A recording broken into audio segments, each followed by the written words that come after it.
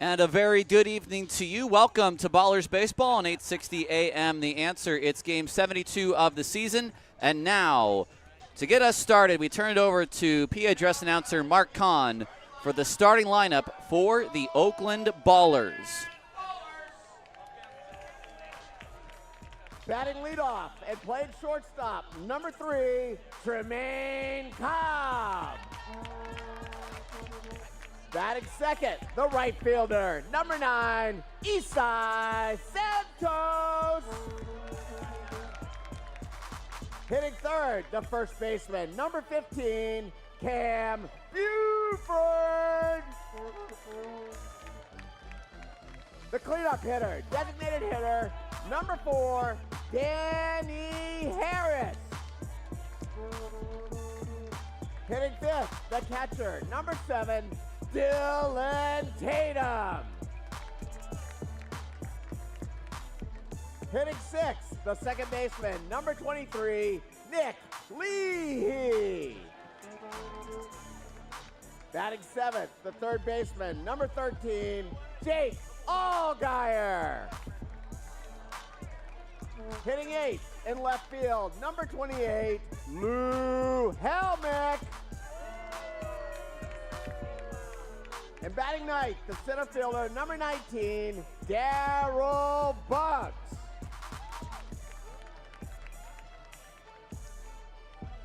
On the mound, number 30, Noah Milliken.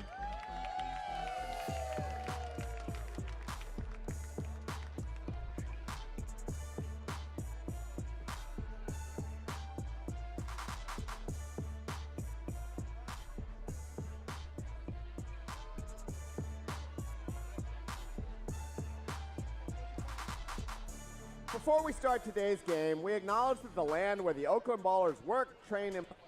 And we do appreciate, I don't know why everyone didn't run out. That was very odd, but. I think it was a prank on Trey. Was it a prank on Trey? Well, all those kids are out there with them now.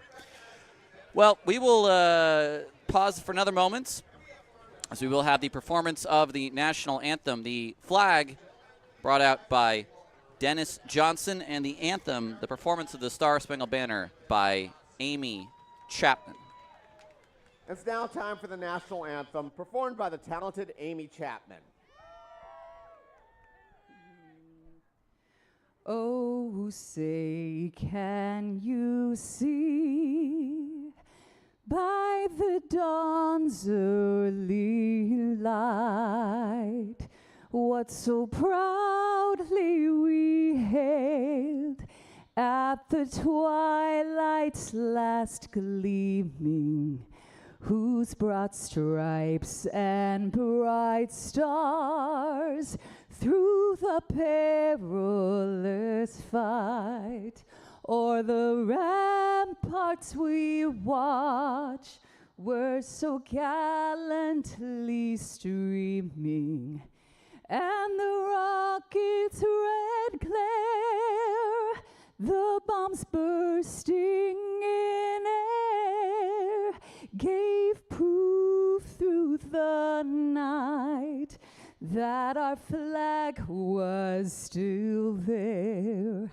Oh, say does that star-spangled banner yet wave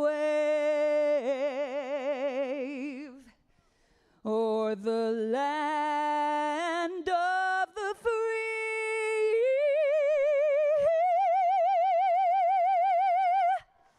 and the home of the brave.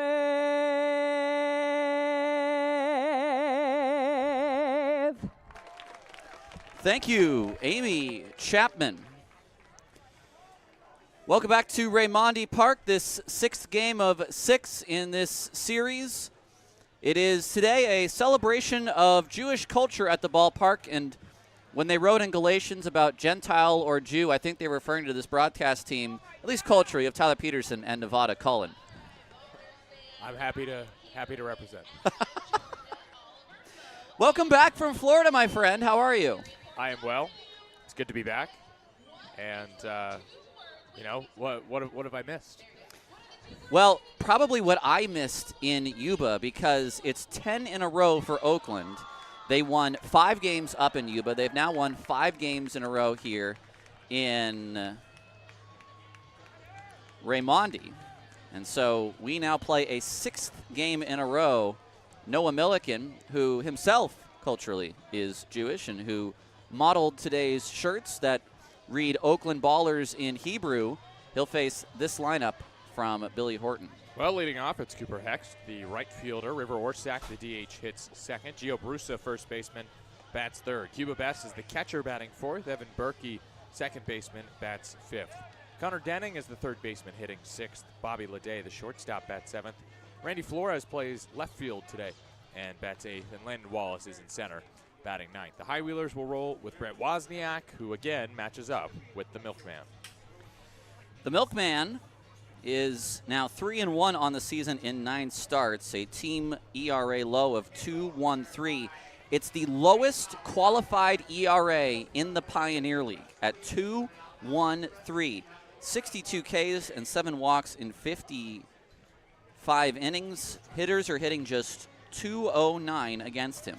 And Milliken will be backed up by, in the outfield from left to right, Helmick, Bugs, and Santos. Infield from first to third, Buford, Leahy, Cobb, and Allgaier. Tatum is his catcher. A beautiful, bright, sunny day. We're going to have a 67-degree first pitch as we get started here.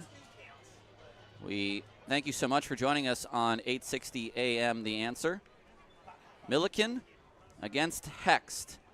And the first pitch to the left-handed hitter is a check swing past Milliken. It's picked up by Leahy. The throw is not going to be in time. It is a check swing swingle, a check swing single for Cooper Hext, and I think now I've just created a new term for that event. That's amazing. That's the best thing I've ever heard, Tyler. A swingle. That'll bring up River Orsak, the DH.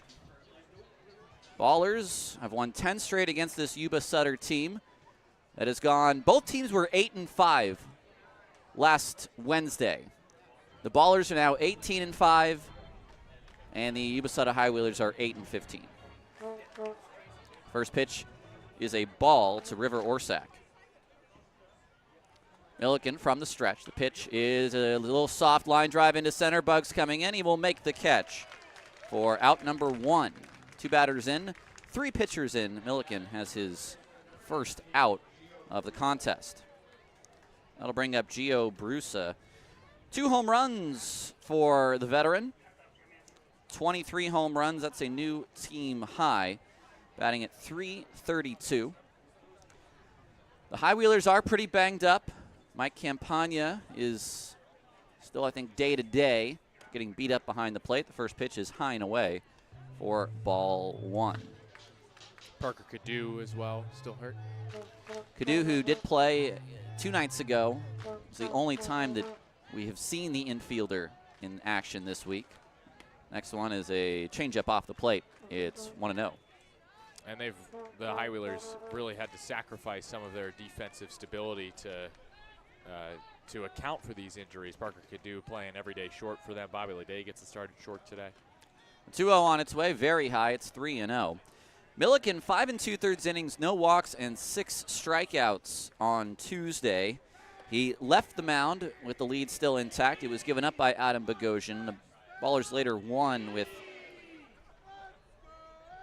4 runs in the bottom of the 9th to win 7-6. And there is the first strike on a sinker to Gio Brusa. It is 3-1. Runner at first. 1 away in the top of the first. Milliken to the dish. The breaking ball is too low. And there is the first walk for Milliken. It's 2 on, 1 out for the hard-hitting Cuba Bess. Ballers will have a early flight tomorrow morning. Nevada Cullen will be at the field by 5 a.m. I hear they're strapping me to the top of the plane. You're going to get the left wing is actually what I hear. The first pitch is swung on and fouled away. You will, however, get to live it up for 35 minutes and a layover in Vegas. Oh, yeah. It'll be, I believe, my first time in Vegas. Does it really count if you're just no? See, I was in the Midway Airport for about an hour. That doesn't count me being in Chicago. Swing and a miss on the next pitch. 88 at the top of the zone. 0-2. I think it all depends on what you eat at the airport. Did you have deep dish pizza? I don't know, but that counts as my only time in the state of Illinois. That's for the Butts family. 0-2, Milliken set, and the pitch is swung on a ground ball. Leahy grabs it to second for one. The Cobb throw to first is in time. That's 2, a double play. 4-6-3, another double play for the Ballers. No runs on 1 hit, no errors, and a man left on base. We head to the bottom of inning 1. No score on 860 AM. The Answer.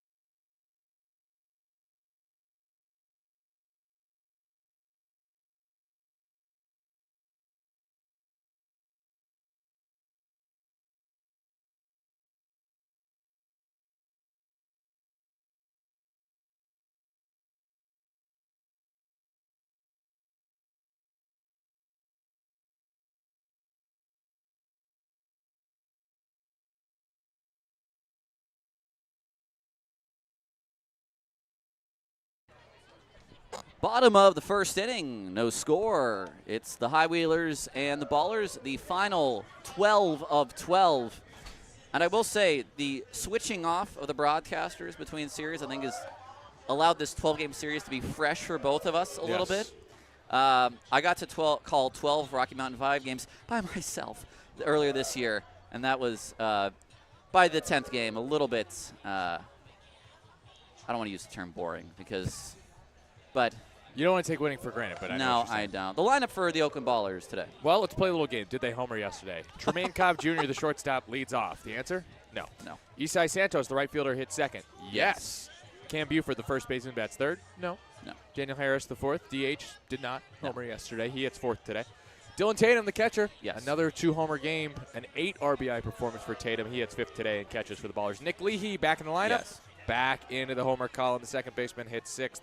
Jake Allgaier, third baseman, did not homer. He hit seventh. Lou Helmick, left fielder, didn't either. He hit eighth. But Darryl Buggs, the second. Yes. He did indeed. The center fielder bats ninth. Here is Cobb, the shortstop, batting at .321. Second now on the team with 87 hits after Danny Harris picked up a couple of knocks yesterday at 89. The first pitch to Cobb is a strike. Breaking ball from Brett Wozniak. Wozniak, the best starter they've got in Yuba. The 0-1 is outside, 1-1. A 3.42 ERA. 12 starts, a 5-2 record. 73 and 2/3 innings, 55 Ks to just 23 walks. Cobb swings, chops that off of his foot. It's 1-2. We have stats now up on our video board. Okay. Is that a today thing, or do I it is a today thing, okay. We see you, Brennan Colthurst. Wow. Brendan and Brennan. Shout out, Brennan.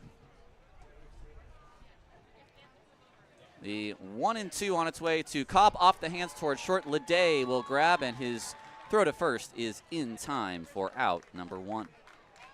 Wozniak facing the Ballers for the third time so far. He's combined to go 13 innings, allowing just 5 runs, 9 strikeouts, only 8 combined hits in those 13 innings, but he's 0-1. I would like to give a very early shout out to John Hunt, who is checking in from Holland, where he has been listening to all the games. Go Bees. Isai Santos is somehow not hit by the first pitch as it comes up and in. So we appreciate that, John, for checking in. I would love to know from which part of Holland you hail from. The 1-0 is down low. Favorite Dutch footballer? Mickey Van de Ven. Of course.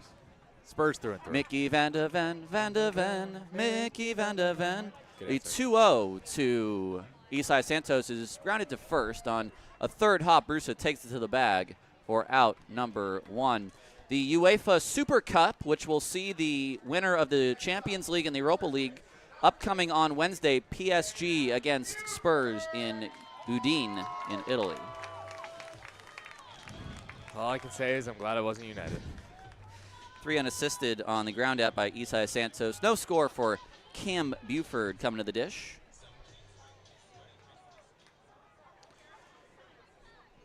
First pitch to Cam is a high, deep drive to left field. That is gone. On the building, on the roof. Oh, yeah. Backside. Yeah. Oh, my goodness. You say it. Do you want exit speed or distance? I'll say one, you say the other. I'll give you exit speed. 109 off the bat. That's nothing for Cam Buford, but the distance. 453. Wow. That's the furthest hit ball I think we've ever seen here at Raimondi Park. Maybe. Certainly to left. Oh, yeah. Steven Rivas' home run to right, maybe the longest I've seen at Raimondi. And he had, I think, 512 in Colorado Springs, but 453? Wow. Now Harris. First pitch is high. Buford did not homer yesterday, but he had 3 hits. Oh, yeah, that pitch was right down center. Harris swings and fouls it into the glove of Bess. Not quite as far as Holland, but Robert Sullivan checking in from Martinez, the county seat of Contra Costa County. The 1-1 is hit down the line and foul. My brother may have jury duty this week in Martinez. So, Really? well, I actually got summons for in 5 days. I won't be making it. the 1-2 pitch, Harris pops it up. Did you say, sorry, I have a baseball job? Yeah, I said sorry. I'll be in Colorado Springs.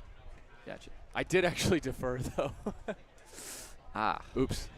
So I will be serving in Leon County, September 22nd. The 1-2 is swung on and fouled away. Can they actually come after you if I didn't show? you don't show? I don't know.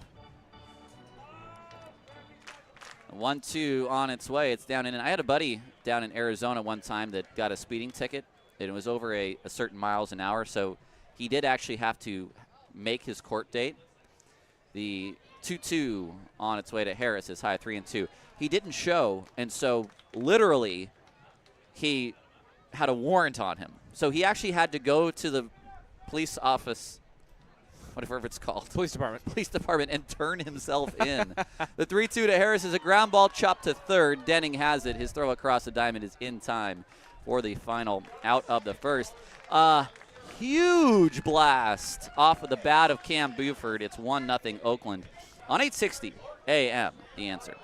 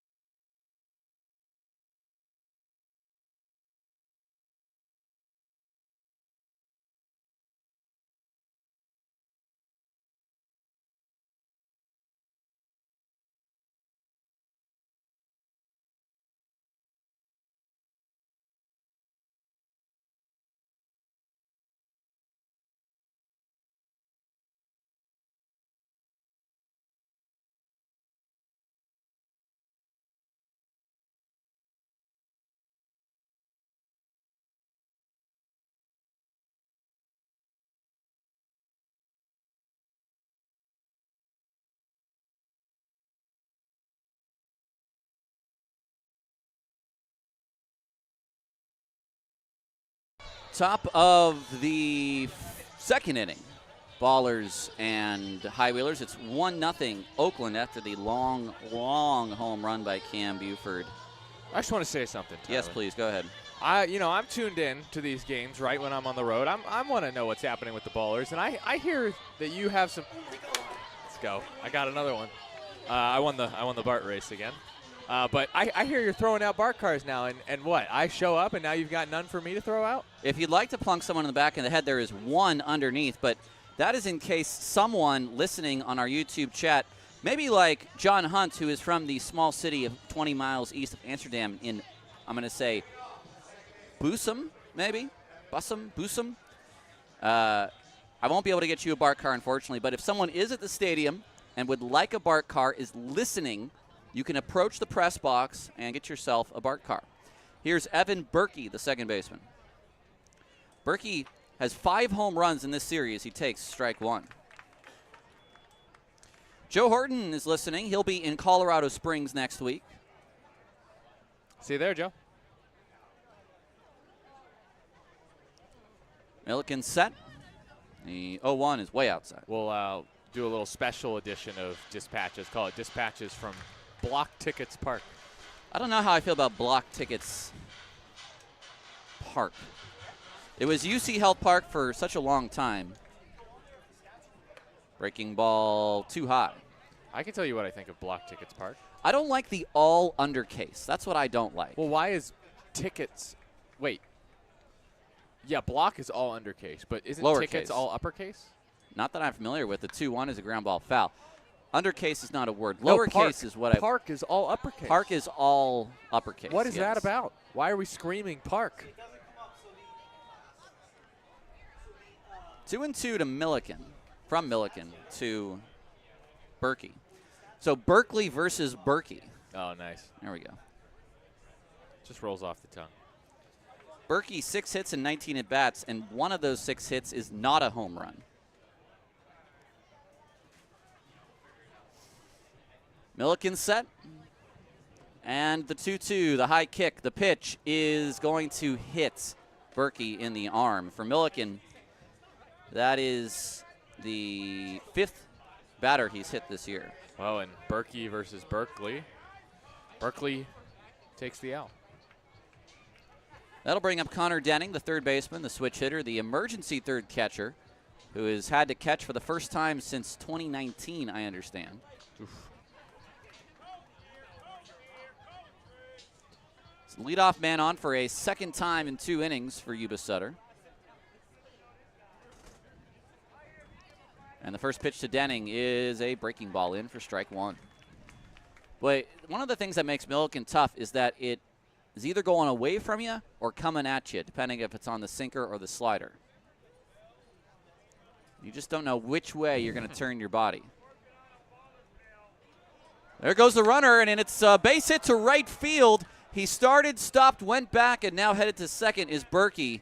And that was not expertly done. However, the first 2 men are on at first and second with no one out. It looked to me like he did the splits right there. Do you think he slipped? It looked like he stopped. I mean, he definitely almost wiped out there. Now Leday, who looks down to Billy Horton as if there's some sort of bunt play on. It's 1-0 Oakland here in the top of the second. There's always a bunt play on. The first pitch, it's a bunt play. It's a beautiful bunt. It's picked up by Allgaier. He throws across, and it's in time. What a nice play by Jake Allgaier. Boy, he has played one heck of a third base. The sac bunt goes 5-3 on the out. Yeah, that's Jake Allgaier for you. He will make the spectacular play every once in a while, and that one was one of them. There's no way that should have just been a sacrifice. That was a picture-perfect bunt by Leday with his speed. He beats that out 9 times out of 10, but Allgaier stood tall to the task. Yeah, that's the one. How do you like the 22-mile-an-hour exit speed, by the way? Here's the first pitch to Flores is very high. I love it. I would have liked it more if it was a swinging bunt. More satisfying that way. A swingle? A swingle. It actually makes no sense the more I think about swingle. The 1-0 is a long ball hit to right field. It is down and one hops off the wall. Flores is going to give the High Wheelers the lead. The throw into second is very late. It's a 2-run double, and it's 2-1 Yuba Sutter. Flores wasted no time right there. Just got a pitch middle in and brought the hands in. Turns and burns down the right field line and has himself a 2 RBI double.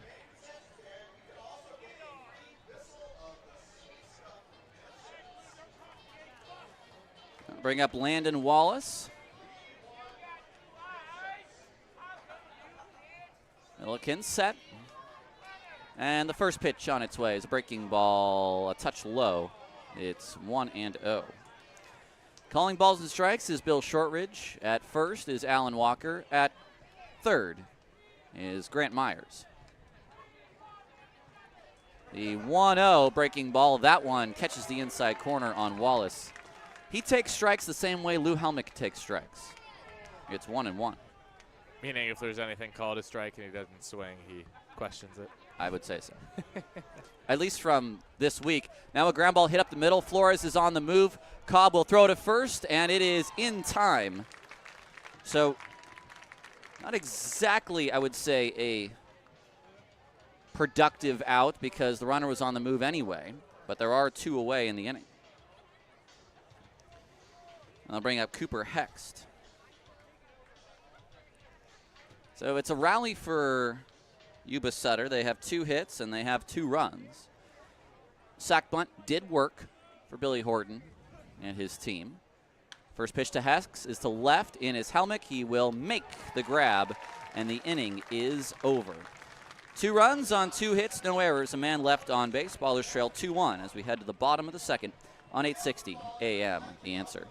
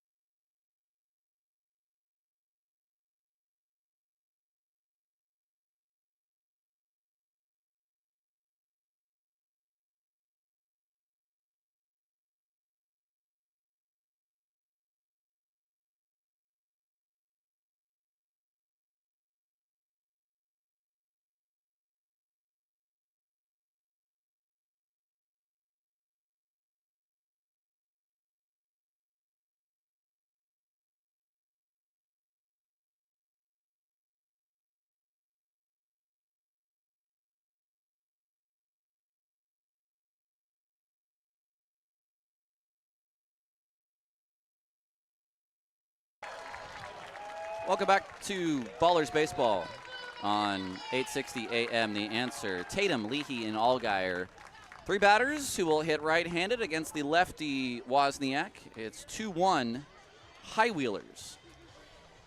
It's their first lead.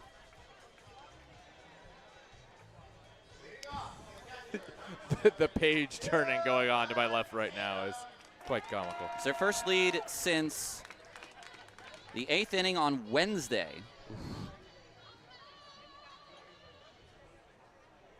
Tatum with a multi-home run game yesterday, and he flares one behind first, falling quickly, and it will drop fair for a Texas League single. I got to say, the High Wheelers shade their right fielders so deep into the left center field gap, or right center field gap, that is, I think, the 4th hit of the series of that kind. Well, I'm just getting here now, but I know there was a ball dropped out in pretty deep right center field that cost the High Wheelers, and perhaps that has affected how they're playing their outfielders now later in the series. Here's Leahy. I mean, look how deep Hext is against the right-handed hitter. Well, Leahy's got some good pop the other. Well, yeah, it's Leahy. First pitch is low. Nick Leahy is batting .283, 12 home runs, 38 driven in 138 at bats. Ballers trailed 2-1. Tatum on at first. Wozniak to the plate. Next pitch is high and outside. Nice crowd here on a Sunday. A lot of the gold shirts. from our celebration of Jewish culture today. It says Oakland Ballers in Hebrew. A 2-0 on the way, and a ground ball toward short, could be 2. Lede will go to second for, no, he'll throw it past everyone. And advancing the extra base is Tatum the third. They'll stop him there. That's an E6. The underhand sling for Lede was not close to the shortstop, and there was really no reason for him to throw off 1 foot there with the catcher running to second. It is just I'm going to say an easy mistake. A fielder's choice E6. It's a hard mistake to make, if you know what I mean. I've seen that from Lede a few times so far now this season. I saw it once in Marysville where he just kind of is undecided on how he wants to deliver the ball to its next location, and then it just ends up going somewhere that it's like, how did it end up there? First pitch to Allgaier is a strike at the top of the zone, 0-1. Jake Allgaier at 308, no home runs, 7 driven in, 20 hits in 65 at-bats as a baller. Wozniak set, 8 seconds left on the clock. The 0-1 is just off the plate. At third is Tatum. At second is Leahy. The corners are in for Yuba. A lefty and Helmick on deck. The pitch, Allgaier takes low.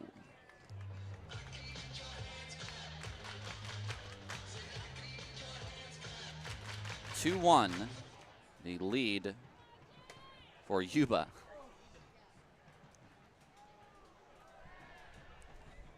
Set is Wozniak. A pitch, a ground ball toward third. They're not going to send Tatum. The throw across the diamond is in time. And there's the first out of the inning.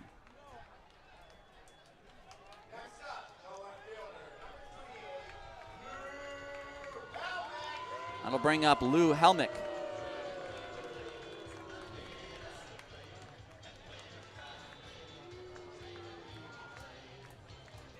Helmick at 321. 5 home runs, 48 driven in. Needs to get something to the outfield to tie this game. The first pitch, Helmick to left field, pretty deep. Back is the left fielder, Auf Wiedersehen.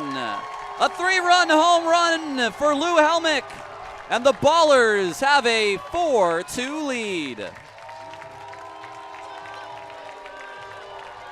3:55 to left. It's big fly.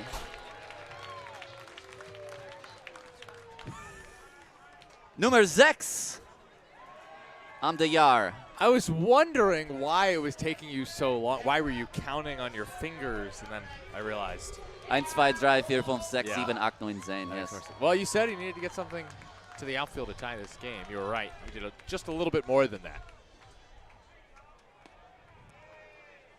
First pitch to Bugs is off the plate. So 1 unearned run on that 3-run home run. Next pitch outside as well, 2-0.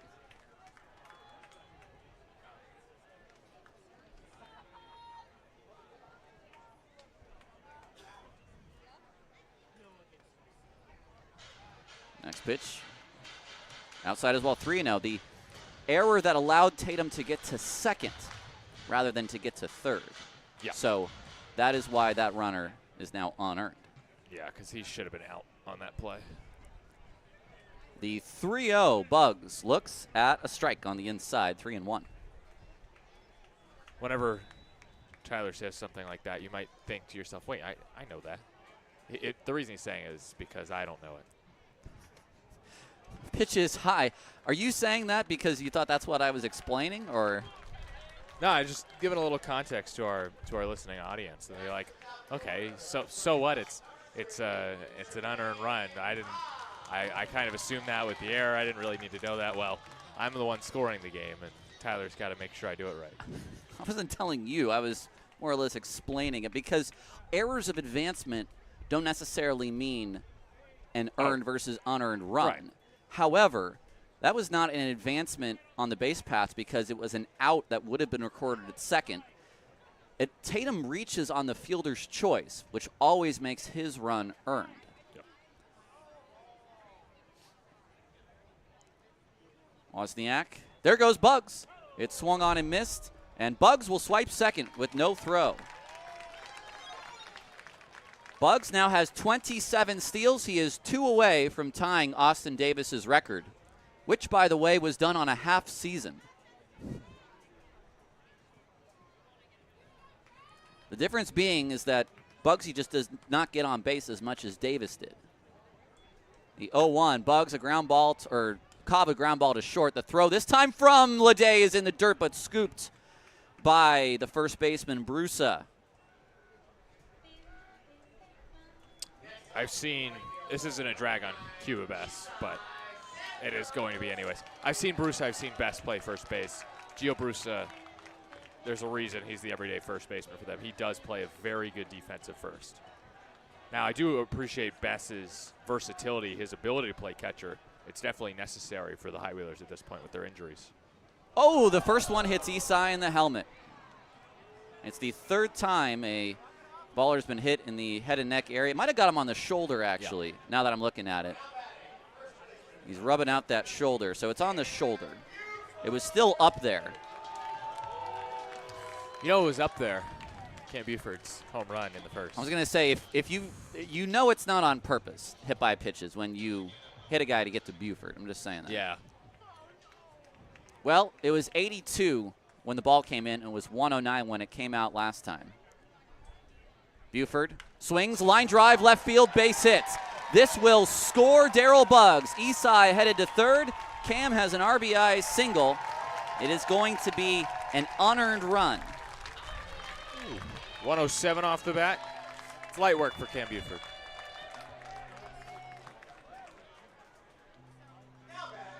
Stung that ball into the left center field gap to score Bugs. Great job by Flores, actually, in left field to cut it off before it went to the wall. Otherwise, Santos is scoring from first on that. It's a 5-2 Oakland lead in the second. It's a 4-run inning.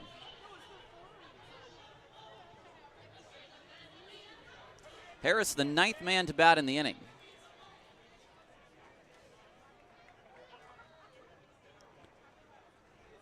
Speedy, Buford at first. The first pitch, Harris, line drive to right field, a broken bat single. That scores Santos. It's 6-2.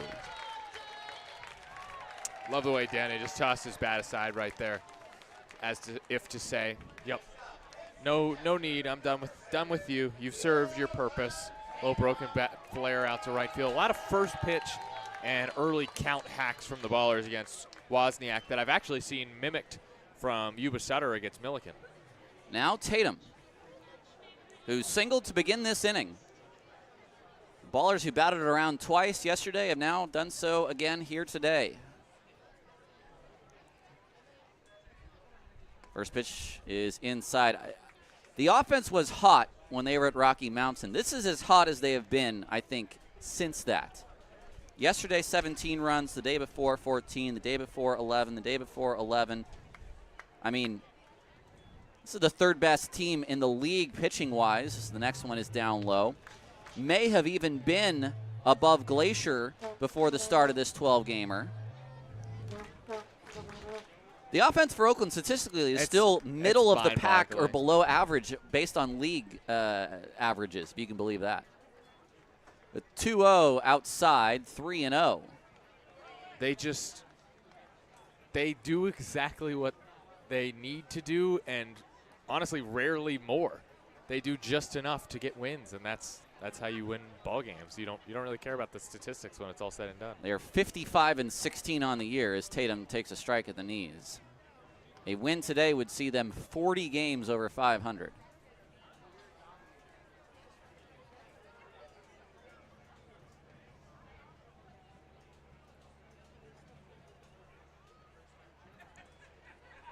Next pitch is swung on and missed by Dylan Tatum. It's a full count.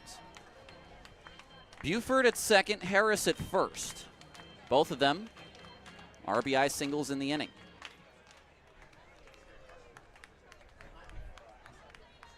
It's It's a full count pitch to Tatum. Wozniak with the high kick. The runners go. It's popped up.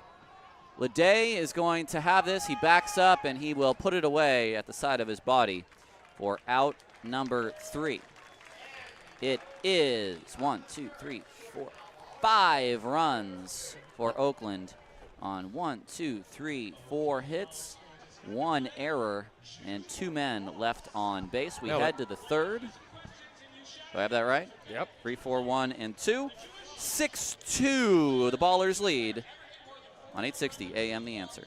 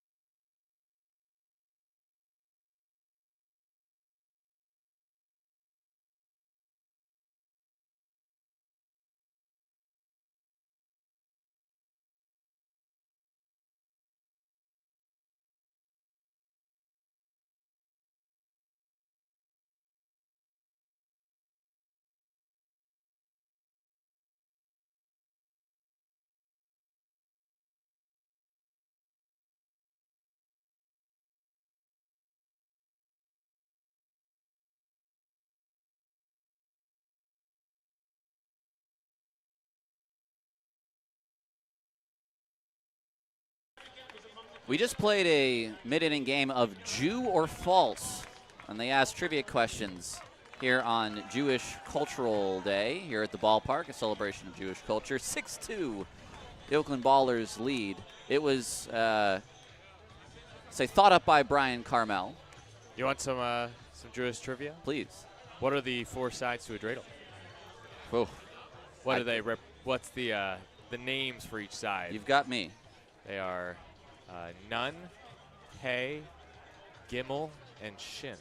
And what do they all represent? I'm pretty sure it's different Hebrew letters, but Milliken's first pitch to Berkey is a high drive down the line. This is Orsak, rather. It is deep, and it is gone. Home run for River Orsak. that's Gimel. He got all of it. Just like if you roll Gimel when you're playing dreidel, you get the entire pot. There's a song that goes along with it, isn't there? Yes. I couldn't prod you into start singing. You could, but I won't. 6-3. The Ballers now lead. It's the 4th hit for Yuba Sutter, and that'll bring up Brusa.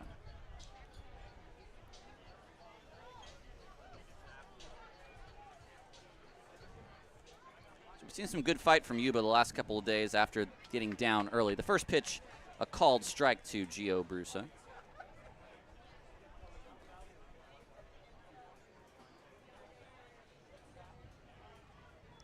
The 0-1 is inside. I teased yesterday our question on the answer segment topic. So for those listening yesterday, I hope you prepared answers. The 1-1 to Brusa is a sinker low.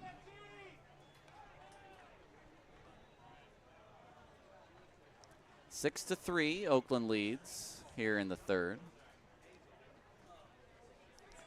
Milliken throws, and it's fouled back.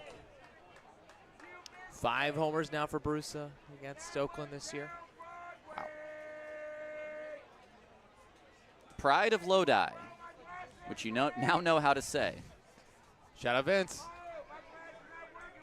2-2, breaking ball just off the plates, and Tatum will challenge.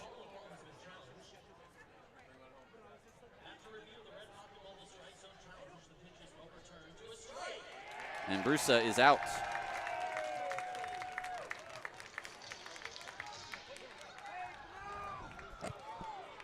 It's Milliken's first strikeout of the day. It's a backwards K. Yeah, Milliken hasn't been at his best today, but that is essentially, this is what happens in the Pioneer League. You're going in a 6-game series, you're pitching twice against a team. Second time around, usually not going to go better. Best grounded into a inning-ending double play in the first. And here he fouls one out of play. It's 0-1.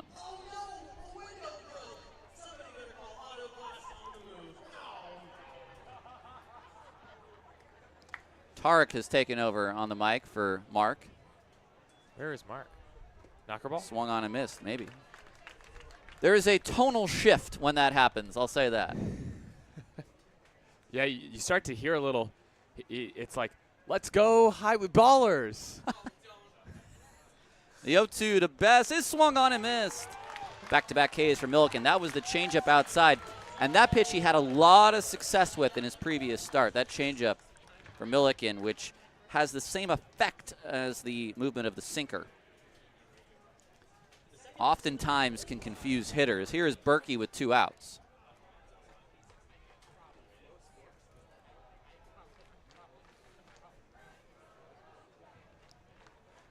Berkey was hit by a pitch in his first plate appearance. First pitch is grounded foul. So we always say you can live with the solo shot in this league. And if that's all Milliken gives up in the third, he'll be all right.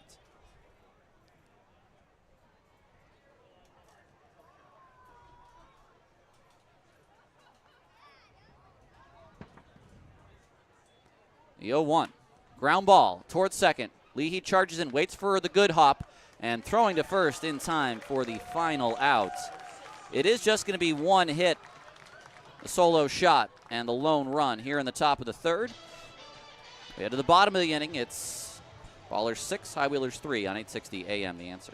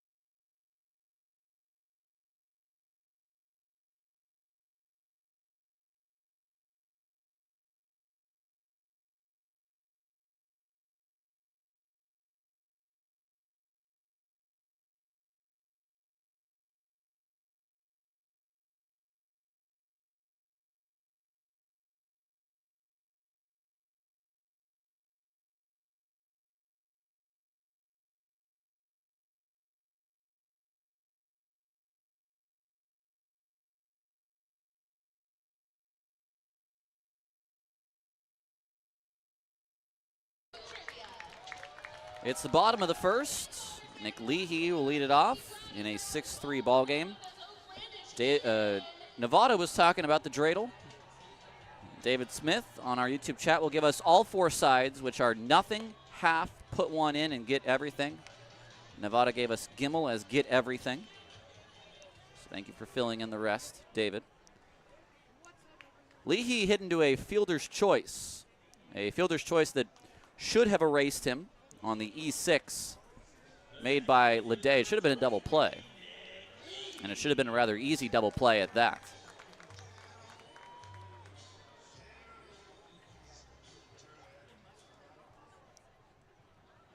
First pitch is a big swing and a miss by Leahy over the breaking ball. It's 0-1.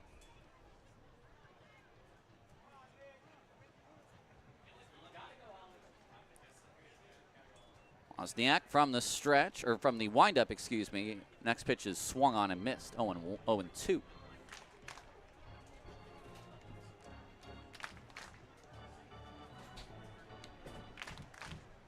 Allgaier on deck, and then Helmick in the hole, who has a 3-run homer in this game. 5 on the board for Oakland in the second inning. And then they got 1 on the board in the first as well. The 0-2, Leahy takes inside. It was a solo shot by Buford, a 3-run home run by Helmick, and then RBI singles by Buford and Danny Harris. That's how Oakland has scored 6. The 1-2, Leahy takes low.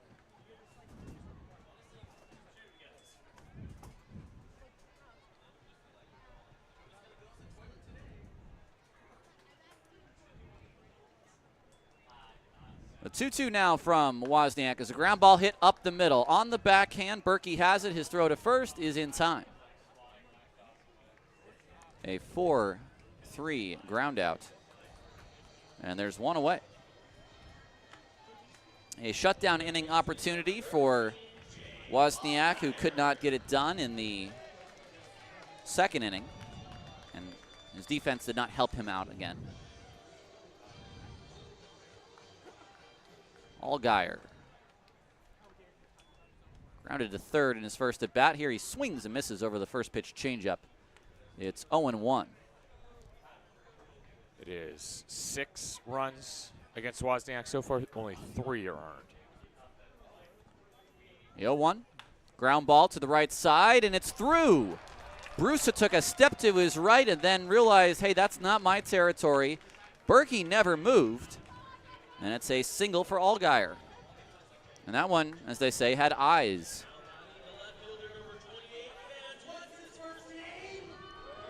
Lou Helmick,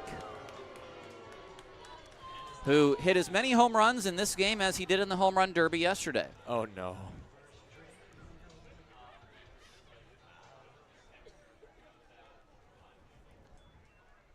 First pitch is in the dirt. I do have to check, actually. How did the derby go? I only remember the one home run. Who else competed? It was Tyler Best and Lou Helmick. Best he hit a few? Best had 7. Not bad. Helmick had 1, but the ballers were swept. Big breaking ball. That's in for strike 1, 1-1. It's the, so far, only win for Yuba Sutter in this trip to Oakland at the home run derby yesterday. 1-1. Helmick, a ground ball foul. Can we just have James Harris compete? I think me and AJ should do it 2 Saturdays from now. Hey, I know who my money's on.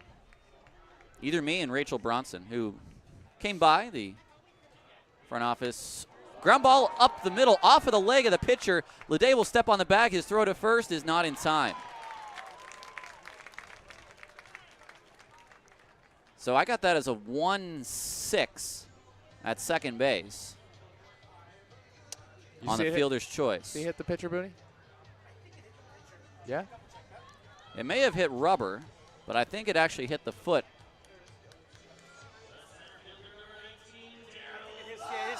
That's an assist to Wozniak. Kick, save, and a beaut. We'll give it to him.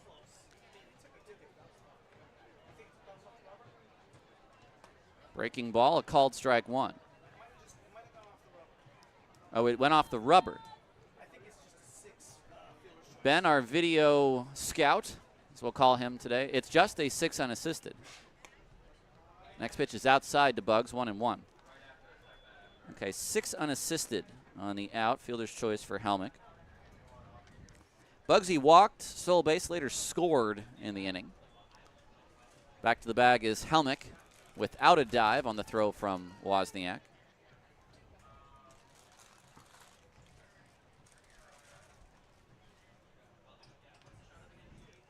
A 1-1, that's high.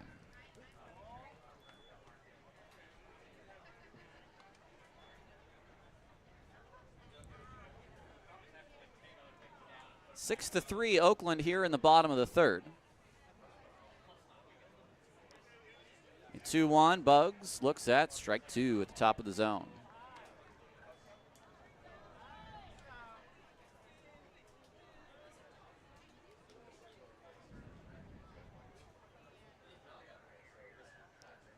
Wozniak is set.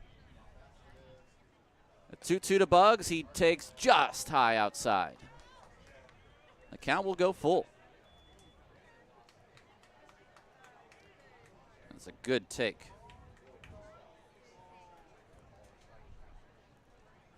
Full count. Brusa now plays behind Helmick. He'll go. Bugs swings and misses. Fastball right by him. And the inning is over. No runs on a hit, no errors. A man left on base. It's the first K for Wozniak. And after 3, it's 6-3 Oakland on 860 AM. The Answer.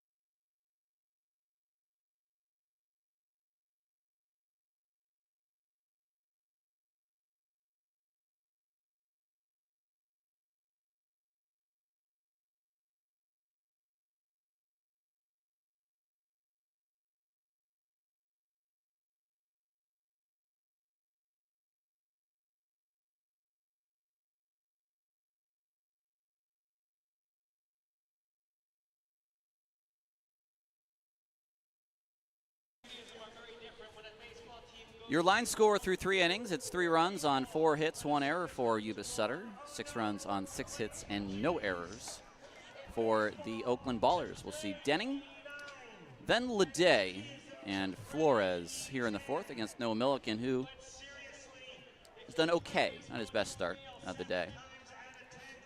You're not taking over now, are you? I don't need to. No, you're chilling.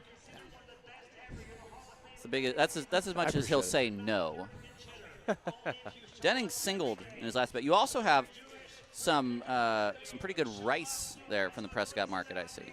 Yeah, I guess it is time for Nevada's Culinary Curiosities. For the first time, I had Wu Can Cook. This is your first time? Yeah. Dude, they fill up that clamshell pretty well. Yeah, it was too much. I'll eat more of it later. I had actually it was nice. It was char siu fried rice. Yes, Delicious. I don't know how to call it. The barbecue pork. Yes. That's the one.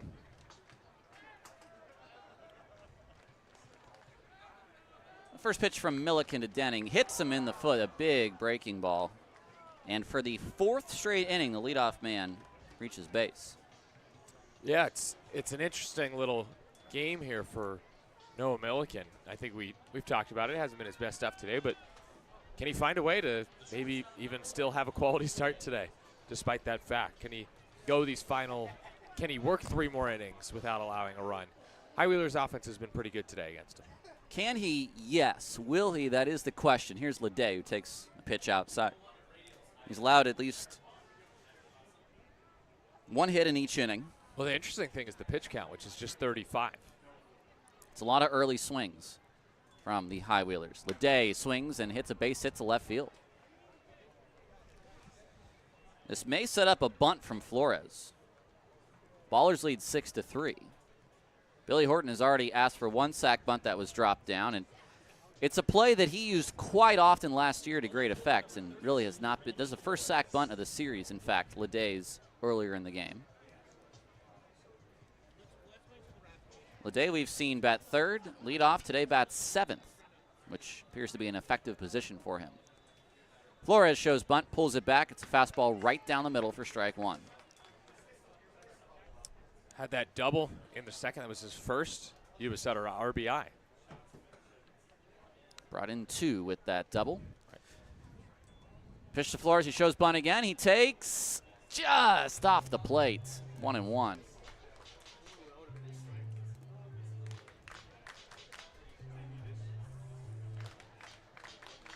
Maybe not seeing the sinker real well out of the hand of Milliken, because those were 2 buntable pitches. Not bunting. He half swings. The runner heads to 3rd, and he is out by a country mile. What on earth was Denning doing?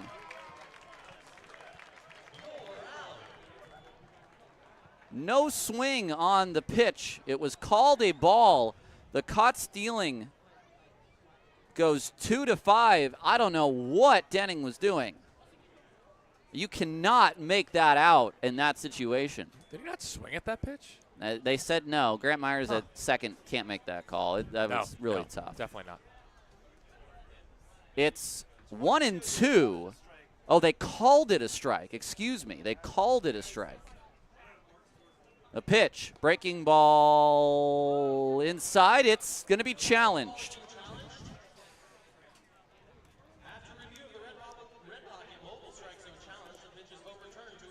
It's overturned to a strike, and Flores is out. Flores, I think, just now realized it. What a strange at-bat in the last 3 pitches. 2 outs, and boy, I have not seen an inning change in 1 at-bat more than it just did right there. That was just strange. Milliken will take it. That's for sure. Here's Landon Wallace. First pitch breaking ball. It's hit to center field. Bugs is there. Has a play on it. The inning is over as he makes the catch. What a weird inning. No runs on a hit, no errors, a man left on base to the bottom of the 4th. 6-3 Oakland on 860 AM The Answer.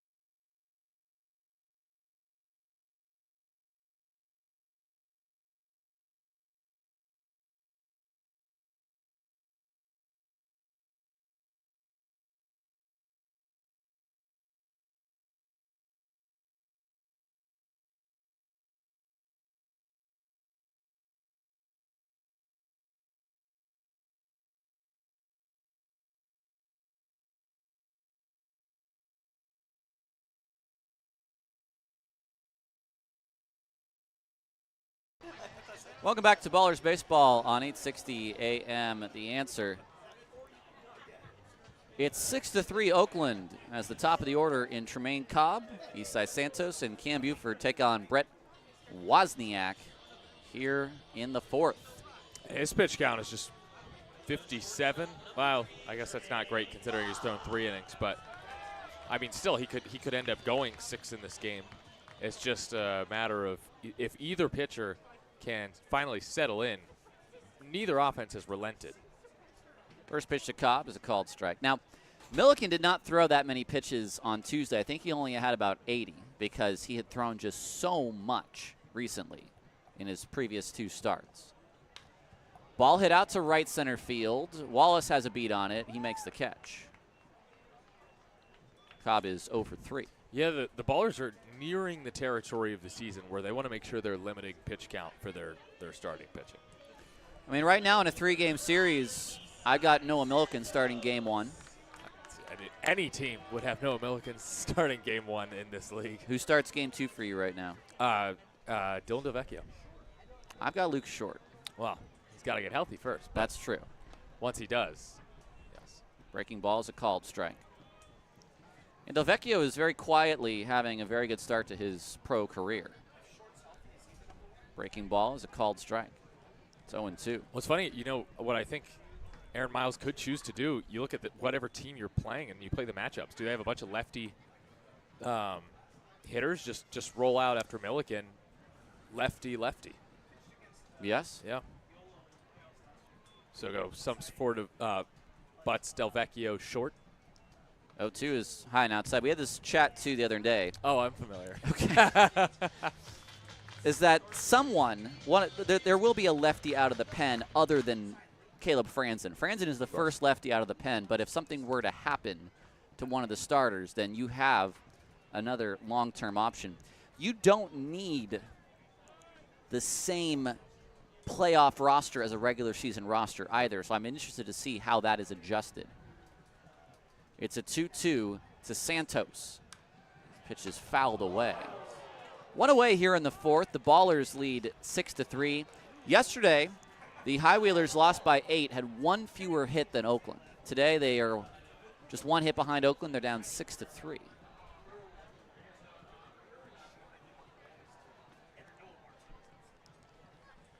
The 2-2, Santos looks at a fastball off the plate, and it's challenged by the catcher, Bess.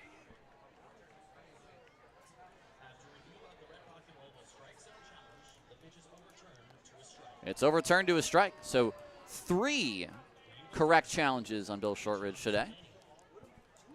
Alan Walker so far has had the best record on challenges. I think he was just 1 for 6 on incorrect calls. Yeah, this umpiring group, these California umpires are. I have some Listen, pride in them. They're some of the best in the league. I hear you on the road talk about some of the mountain umps. First pitch to Buford is a ground ball foul. Well, a home run and a single for Buford thus far on the first 2 pitches he has seen. He's driven into, so why not swing at the first pitch for a 3rd time? The 0-1 is just a touch low. And by just a touch, I mean very.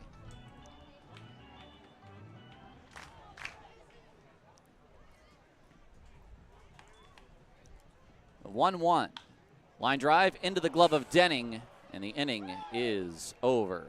Ballers go down in order in the 4th, and we head to the 5th. It is 6-3 Oakland on 860 AM. The Answer.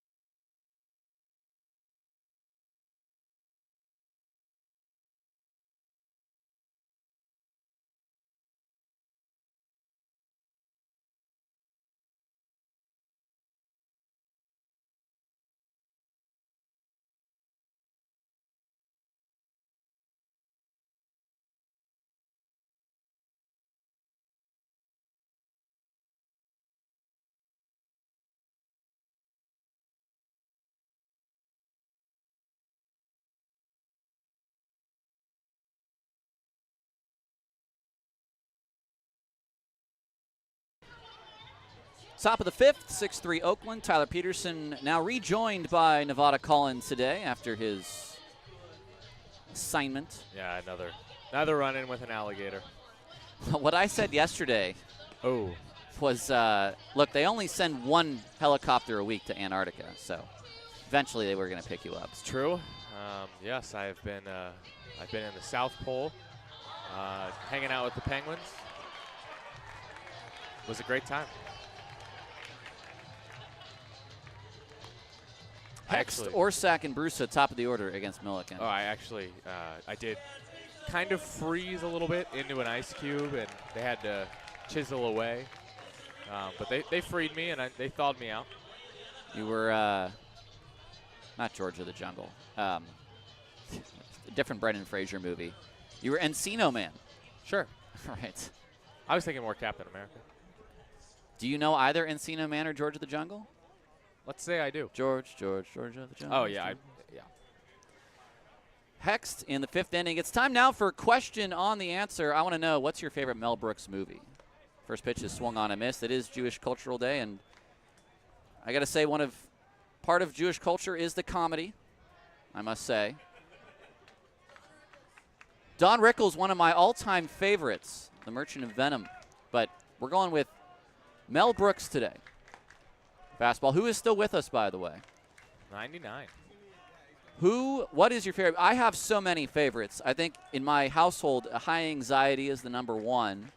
But To Be or Not to Be, line after line in that movie, good as well. Spaceballs is good.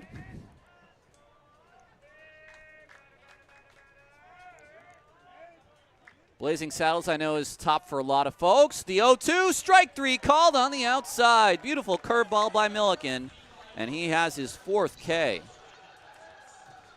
Ben says the Frankenstein one. That would be Young Frankenstein. History of the World Part 1 for Robert. I'm just not really a History of the World Part 1 guy, but again, that is a different mood. Oh, Dracula Dead and Loving It, yes, with Leslie Nielsen. That's also a good one. Breaking ball hits a Cobb on 2 hops. He picks it up, throws over, and Orsak is out on the first pitch. Robin Hood Men in Tights, Jesse Snyder, and Blazing Snaddles. Saddles. That's another swingle. For, Jesse Snyder. That's where it. Whatever it is I have that's been undiagnosed, I'm just going to not know for the rest of my life. Sounds good.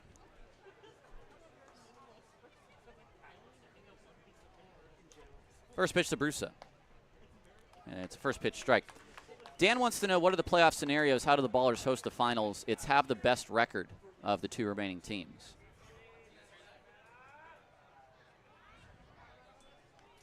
Swing and a miss. Next pitch.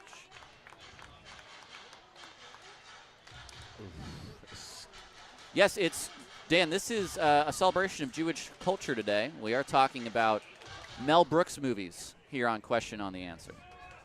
What have you seen, Nevada? That's what I want to know. Next pitch is high and outside, 1-2. What if I told you?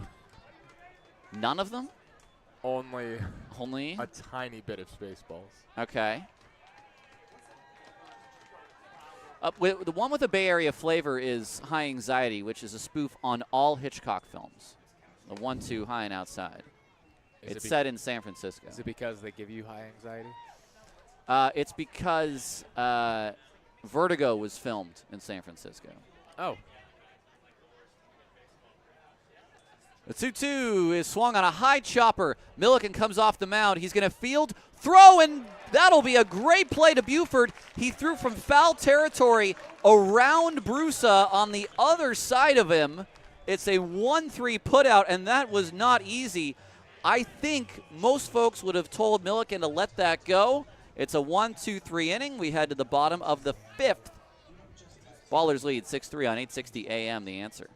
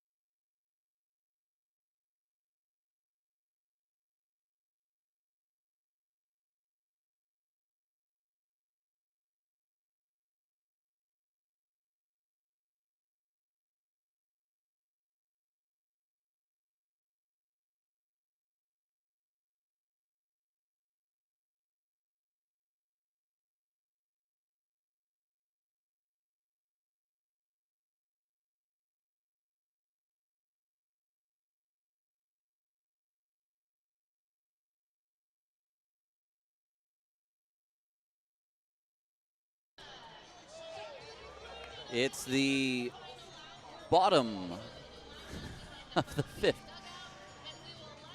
Whose brain did you get me? Abby someone. Abby someone. Abby normal. Abby normal. Are you telling me that I put an abnormal brain into a 6 foot tall, 3 foot wide gorilla? Is that what you're telling me? You got to watch Young Frankenstein now. Yeah. All right. At least I figured that's what that was from. All right. Danny Harris, Dylan Tatum, and Nick Leahy. We're talking Mel Brooks films here in the 5th of a 6-3 Oakland lead. So the Ballers go for 11 in a row. Sedagive? Thank you, Robert, for having fun with me here. Wozniak to Harris. First pitch, line drive, single for Danny. That's what he does. Leads the team in hitting. 91 hits on the year.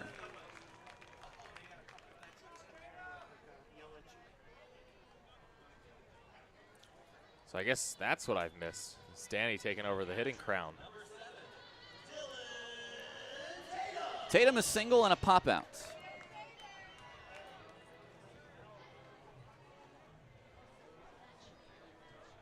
Kenneth Mars, I think, is also a standout from Mel Brooks films. Ground ball for Tatum toward Leday at short. Let's see if he can get this one done. He can, and it is not going to be in time for a double play. The out at second goes 6-4, and Tatum reaches on the fielder's choice.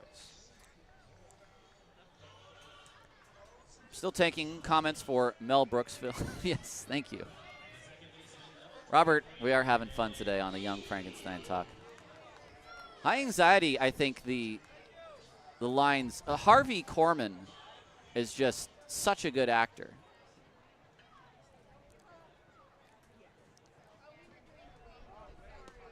First pitch is called strike. And Kenneth makes a good point. I think there are movies that you can't make today, or if you did, you would have to have the context for them. Hey, boys, look what I got here. Where are all the white women at? That's a Blazing Saddles. That's Blazing Saddles. Oh.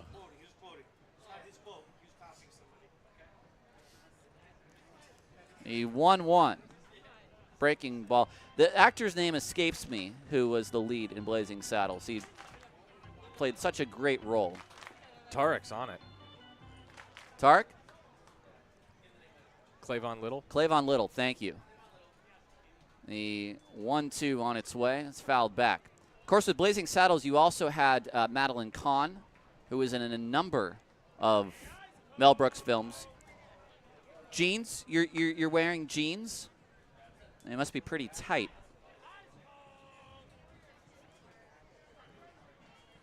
I've had just about enough of this. As Lee hits a ball to right field, that's a base hit. 2 men on, 1 man out here in the 5th.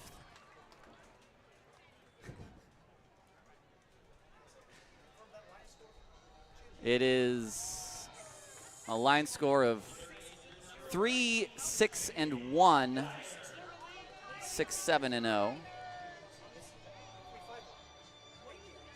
3-5-1? And now 6-8-0. Oh, excuse me, I have the wrong team. 6-8-0. You're correct. There Yes, 2 hits in this inning. I was looking at the wrong team, Booney. 2 men on now for Allgaier. Both of them have singled. Allgaier takes fastball off the plate. It's time for me to answer the question for me on the answer. I'm seeing there's someone wants me to talk about my favorite Jewish foods. We don't need no stinking badges. Now that is a play from the Treasure of the Sierra Madre. Treasure of the Sierra Madre. That is hit out to center field. It's caught by the center fielder Wallace. No one advances, but also spoofed in Blazing Saddles. Nice.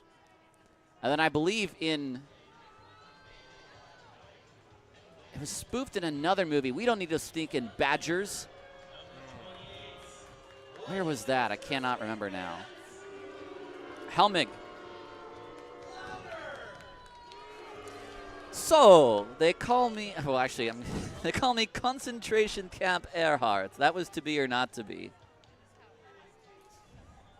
Where Mel Brooks, dressed up as Hitler, walked into an opera house and goes, "How myself?"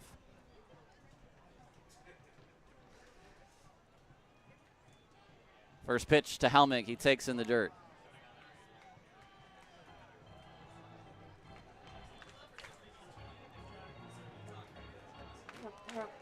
UHF? Was it UHF? UHF of Weird Al and Michael Richards. Yep. A 1-0 is a called strike. 1-1. You know, I'm a doctor. I can fix that hump for you. What hump? Robert, the best part is the hump switches sides throughout the movie. Walk this way. Walk this way. The 1-1. Helmick takes off the dish. 2-1. Nice grouping. Now this is just quoting Mel Brooks lines. It's 2-1. I'm having a lot of fun with this, I have to say. This is fouled away. We did a lot of theater talk yesterday, and now we're doing a lot of Mel Brooks talk. Maybe I should have extended my vacation by a day. I mean, assignment. Defense playing behind both runners. The 2-2 is a ground ball back to Wozniak. He'll do a long underhand to first. It's in time on the 1-3 putout. No runs on 2 hits. No errors. And 2 men left on base. We head to the 6th. 6-3 Oakland on 860 AM, The Answer.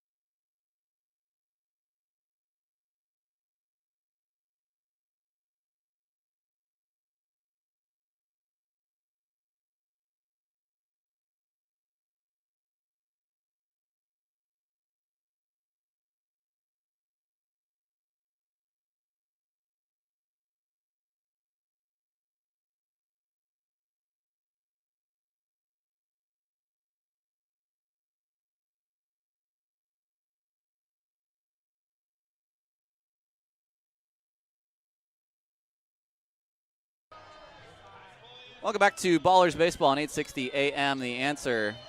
Bess, Berkey, and Denning to face off against Noah Milliken here in the 6th. So this is the inning that Nevada Cullen talked about. If he could get through the 6th with just the 3 runs allowed, it would be another quality start for Noah Milliken. 3 more outs would see that through, and it did not look that way in the 4th. And he's still at 50 pitches. And he's still at 50 pitches. Both teams have been swinging early today as if YOLO had a flight to catch. They do not. They have a bus that will wait for them no matter how long or short this game is. Well, the bus will be waiting for you, but Sutter, I don't know. Maybe YOLO does have a flight to catch. I don't. Oh, wait. Yes. All right. Well. Bess will be on the bus, and Bess is the first one at the plate here. 0-2. I've done so well this week. First pitch is fouled out of play. I had 1 YOLO yesterday. That's my first YOLO of today.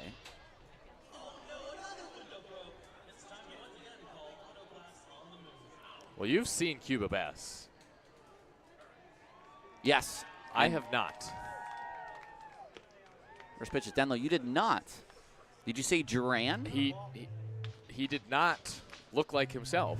Oh, I see. In Marysville. Yes, he has looked quite good here Yes. in this series. Back-to-back homers, games 3 and 4. A 1-1. Ground ball foul behind the plate. I do appreciate everyone who tuned in for our Mel Brooks segment. I'll leave you with one more. The Robin Hood Men in Tights, the The Moyle. Today, a special half off. We'll move on from there. Also played by Mel Brooks. We had love for Spaceballs, Power of the Schwartz. They've gone into plaid, sir. 2-2 off the plate. We've been jammed. All right, that's the last one. Oh, that's a good one. Moving on.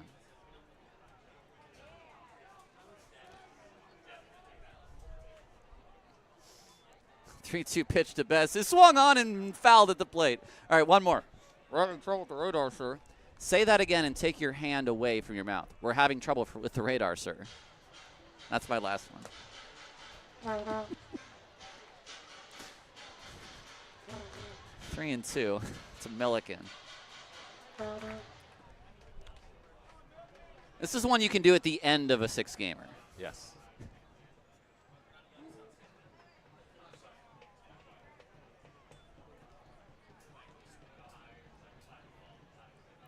I should have switched with Tarek or something. He's known all of the answers. The 3-2 is out of play. Well, you have some, I think some assigned watching to do, maybe. What was your aux segment you had on the road? Oh, Ballers Anthems. Ballers Anthems. I think I've got some assignments for you. The 3-2 is hit to right field. Moving back is Santos. He's got a beat on it, and he makes the catch. One away here in the sixth.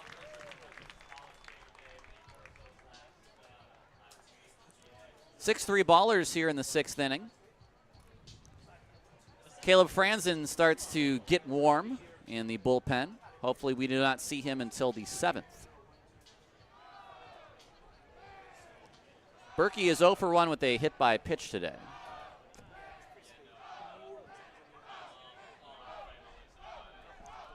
Milliken comes set, and the pitch is way outside for ball one.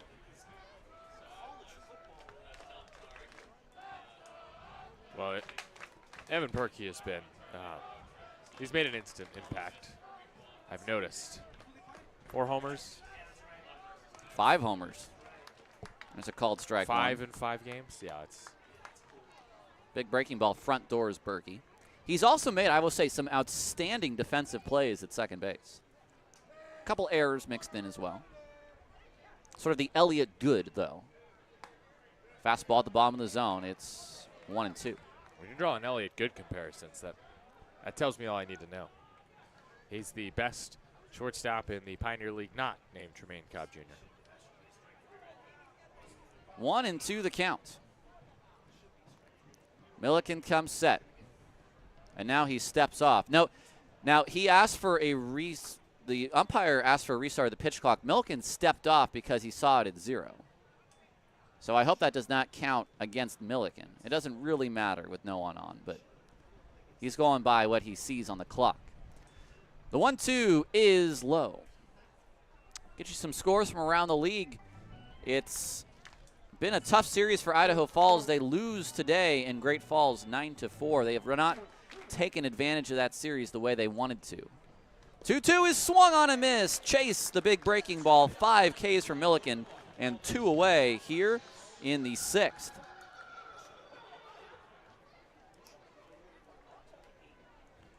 Raptors 9, Sky Sox 3 in the bottom of the 8th. The Raptors are trying to make a move into a playoff spot. Boise 16, Jackalopes 5. That game in the bottom of the 6th.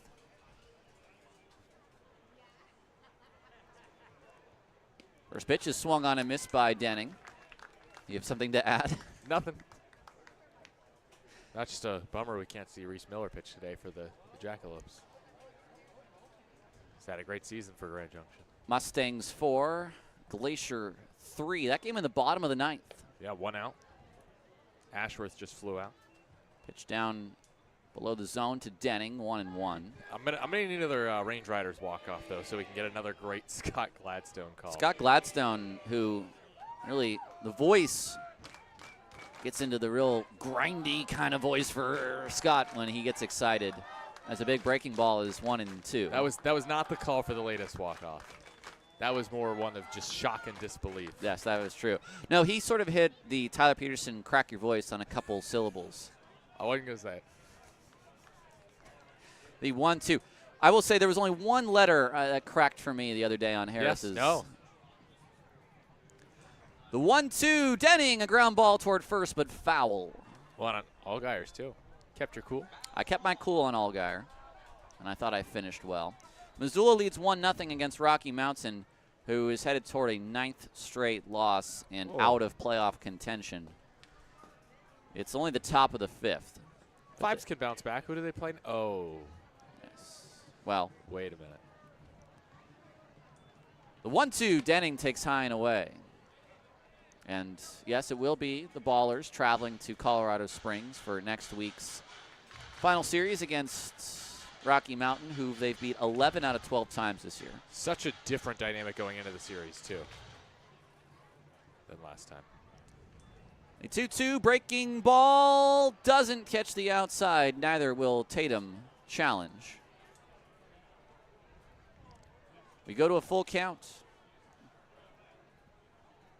Milliken's 70th pitch of the ball game. Yes. The payoff on its way. Breaking ball. That one is strike 3 called. And the inning is over. It is a quality start for Noah Milliken. He walks off the mound 6 strikeouts in 6 innings and allows just 3 runs. We head to the bottom of the 6th. Ballers lead 6-3 on 860 AM The Answer.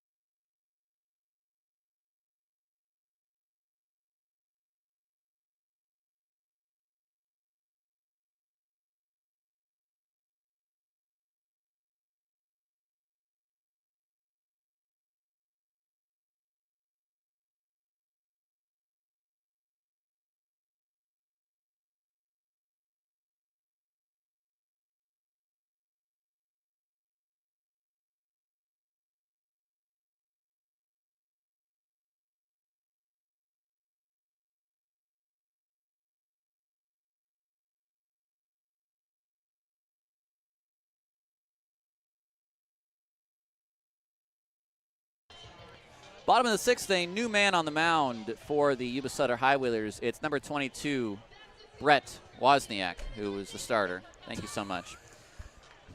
Daryl Buggs to lead it off here in the bottom of the 6th.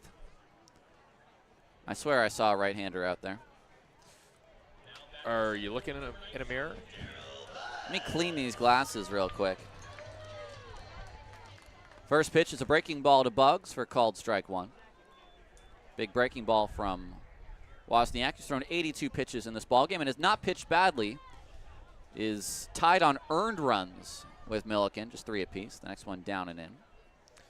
We have a John Mabry single to shortstop. A runner is on for the Range Riders. Yeah, he was the one to walk it off last time. The next one is low to Daryl Buggs, who walked, scored in the 2nd, and then struck out in the 3rd.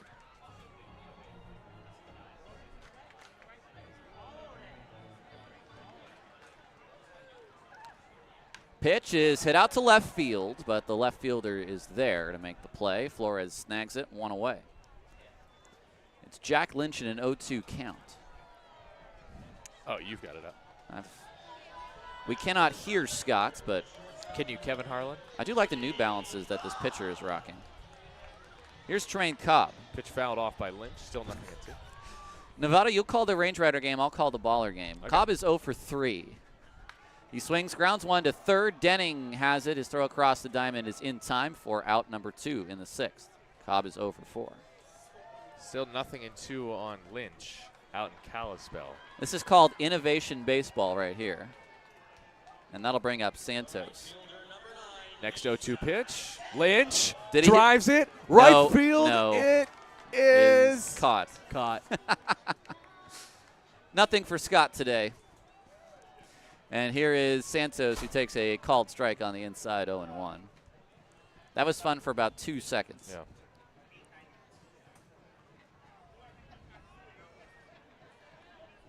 Hey, 2-1 Rocky Mountain, though. Oh. 0-1 is just off the plate. Premier League opens up next Saturday. My parents are in England. 1-1 is popped up. We've already begun the lower divisions. Yes, I saw Southampton with a nice comeback against Wrexham. Wrexham had something to say about the on-field officials. I did see that Josh Sargent scored for Norwich. The 1-2 is high. 3 returning teams to the Premiership, I believe. Burnley made their way back up, right? Yep. I don't know who else. It's a 2-2. Santos takes high and away, full count. Sunderland? Are they finally all the way back? I would hate to. A team that did a double drop. One of the few double drops I've ever seen. The 3-2 pitch, it swung on, grounded softly toward Denning. He waits back on the ball, he drops it, he picks it up, and Santos beats it out. Booney's got an error on that on E5. Denning just has not looked sharp at third. Thank you. This is what I was going to look up real quick. This is a High Wheelers team that at one point in the series in Marysville were the best defensive team in the league. Now, they're still top 5, but they have not played well defensively against Oakland. I don't know what's happened, honestly. No. Here comes Jerome Williams, who jogs out to the mound to have a chat with Wozniak. 2 errors behind him. I was right. It is Sunderland and Burnley. Who else is back up? I'm excited to see Sunderland. It's Leeds. Leeds. 6-3 Oakland leads Yuba. And before this at bat to Buford, Jerome Williams a chat with his lefty starter. No one's up in the bullpen for Yuba.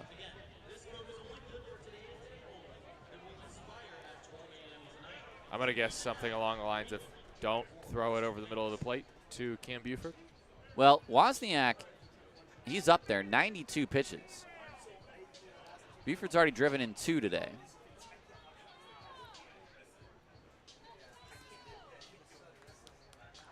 So we may see Yuba swim the 3 C's today of Caleb, Chewy, and Connor. In 7, 8, and 9. Just a 3-run game here in the 6th. Pitch to Buford is down low for ball 1. The first pitch that Buford has not offered at in this ball game.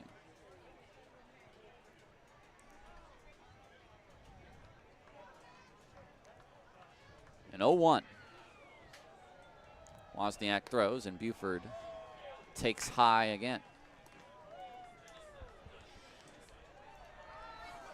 2-0 to Cam.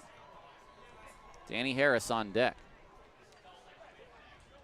Wozniak throws, and Buford swings and misses over the off-speed pitch. 2-1.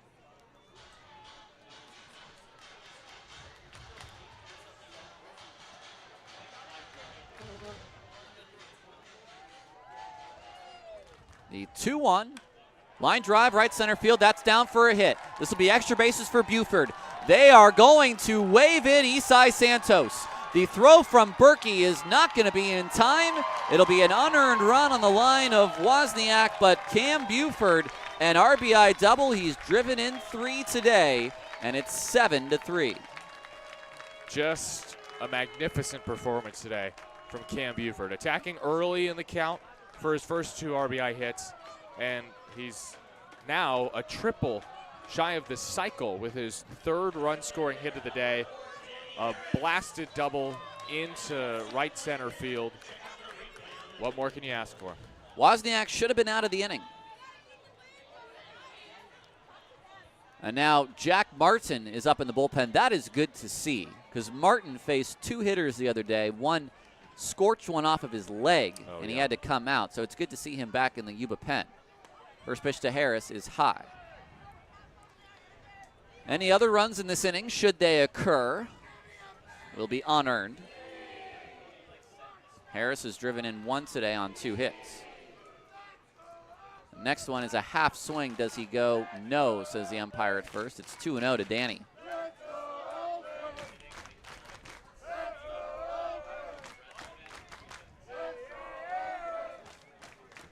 Nine hits for the Ballers now in today's contest. The 2-0, Harris looks at strike 1. Fastball right on the outside corner.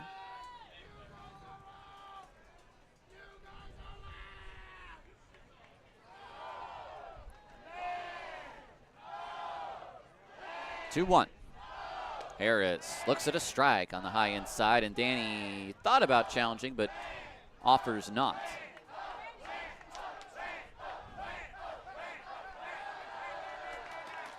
It'll be a 2-2 from Wozniak. Still looking for that final out of the 6th. Pitch is a chopper towards short. Leday is there on the run. He throws. It is in time, and the inning is over. It's a run on 1 hit and an error. A man left on base. Cam Buford has driven in 3 today on a homer, a single, and a double. We head to the 7th. 7-3 Oakland on 860 AM. The Answer.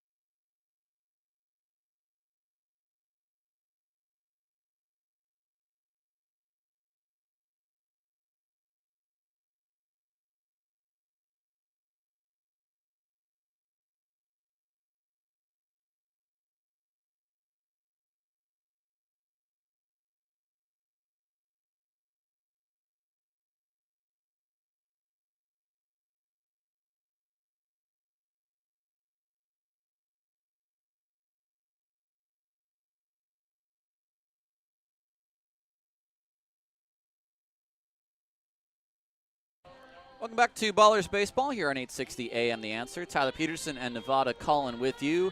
Caleb Franzen is now out of the Oakland bullpen. 3-0 in 26 appearances for Franzen, a 4.54 ERA. 33 and 2/3 innings. Franzen has struck out 37 and walked 4. He had walked 3, and then Nevada talked about it. Then he had walked 4. 33 hits allowed, a 246 batting average. I only bring it up is because Caleb told me that happened. Noah Milliken, nice quality start for him today, huh? Seriously, Caleb? Come on.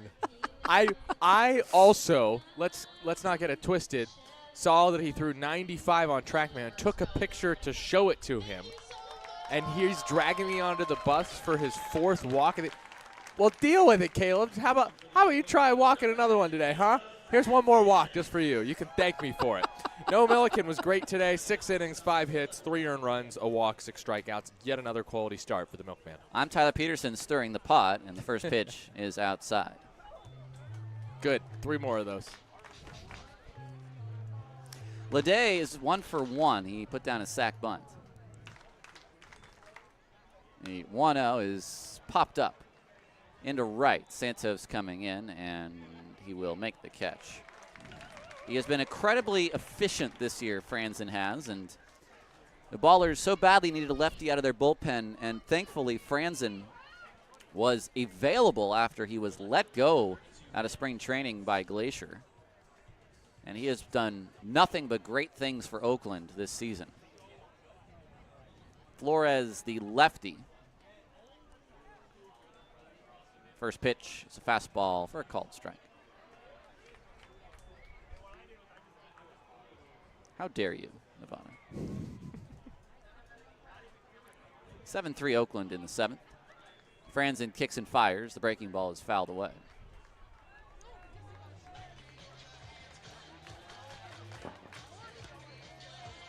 Oakland going for a 56th win of the year in game 72 and an 11th straight win against the same team in order.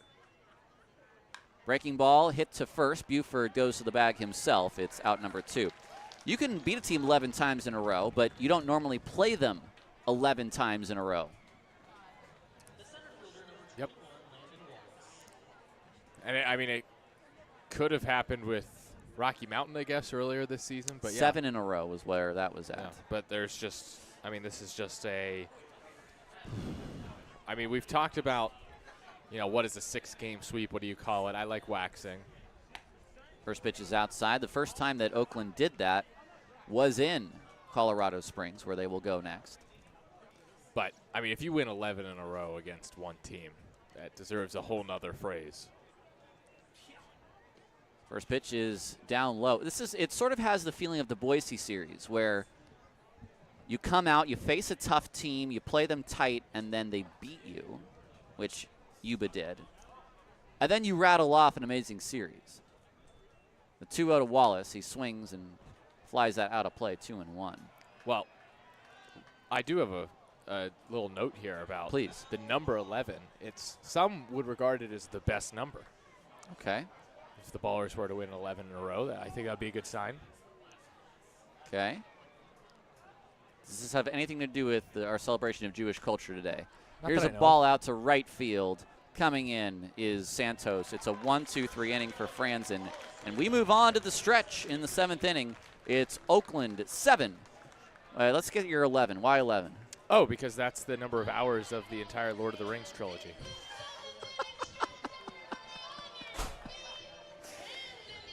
7-3 Oakland on 860 AM, the answer.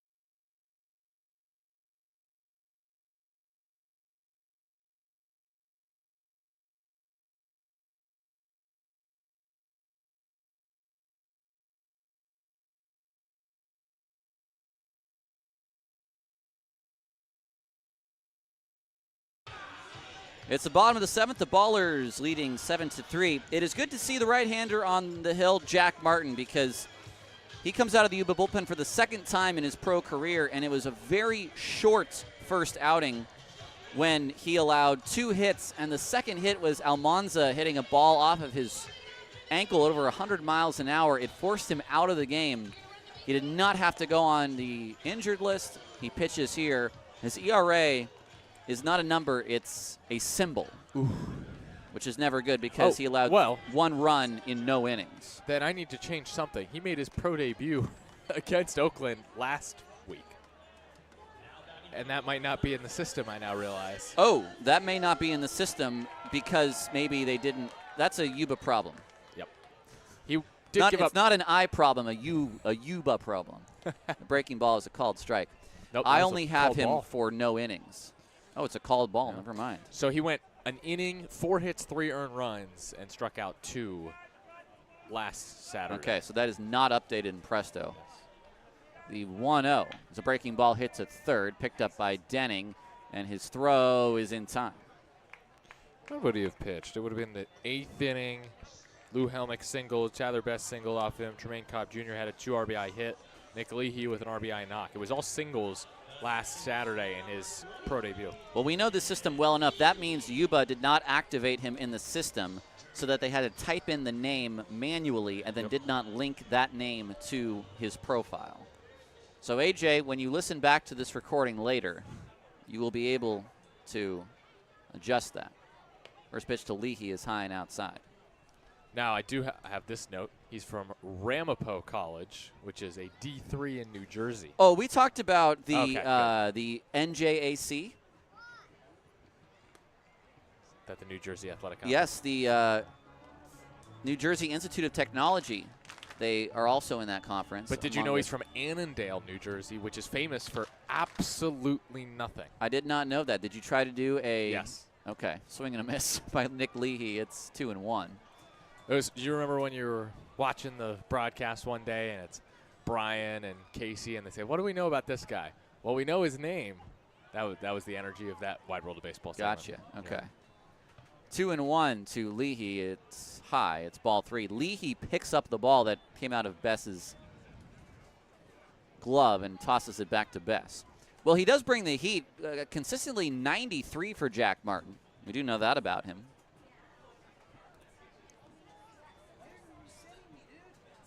It's a 3-1. Fastball at the bottom of the zone at 92. Bullpen is silent right now for Oakland. Franzen may get a second inning. He'll get hexed. The 3-2 is high for ball 4. Hext is deep. And I mean, they're given not just the line, but about 30 yards of the line in right field. That'll bring up Jake Allgaier, who will bat from the left side now.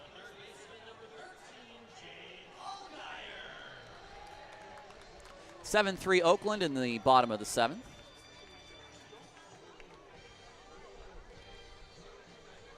The runner is Leahy.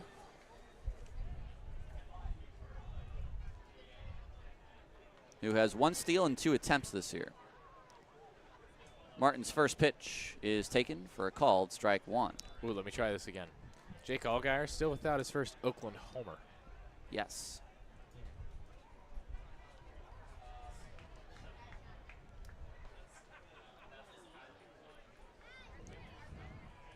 Here comes the 0-1. That was high. If he hit one there, I would have just stayed silent and waited for you to call it. I don't think I would have gotten the memo. I might have just gone high and deep. Oh. So it would be like I'm calling it anyway. As if you were, if you didn't jump in. The 1-1 to Jake Allgaier is way outside. Floated out of the hand of Martin. It's 2-1. And I might say,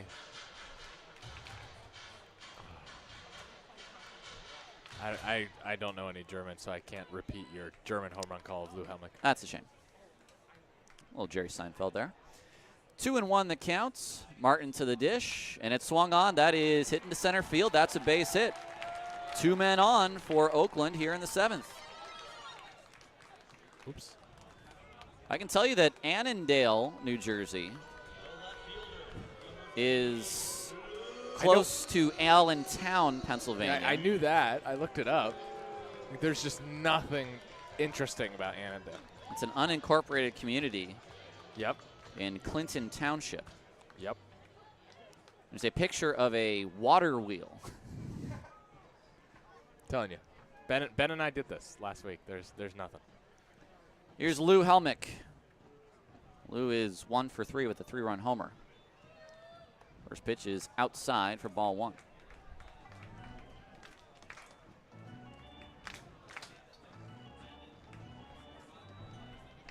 At second is Leahy. At first is Allgaier.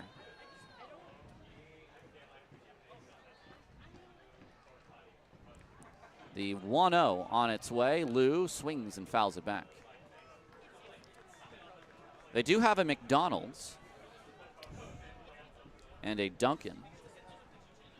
At the Tallahassee airport today, I had some Dunkin' Donuts. I asked for a blueberry cake donut.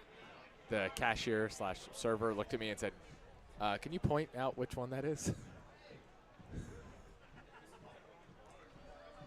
Martin will feint a throw back to second. Like, imagine going up to, to Starter Bakery, an awesome bakery at the farmer's market here on Sundays before Ballers games, and going, oh yeah, could I have a Queen Amman? And they asked you, yeah, could you actually point out which one is the Queen Amman here? The 1-1 on its way. Breaking ball is low. They do have the Annandale Family Deli, which I must say, hey, maybe a Jewish deli. Could be, look at these bagels right here. That looks pretty good. Yeah. the Juniper Hill Restaurant and Bar. The 2-1 to Lou is now 3-1 inside. That feels like a good Subway. Someone asked me earlier in the YouTube chat what my favorite Jewish foods were. As culturally a Jew, my mom is Jewish. Matzo ball soup is one. Noodle kugel is another. And challah bread. Yeah, I feel like that's a good top 3. Well, I'm going to have to take you to Saul's at some point here in Berkeley. Lou, a fly ball to left center field.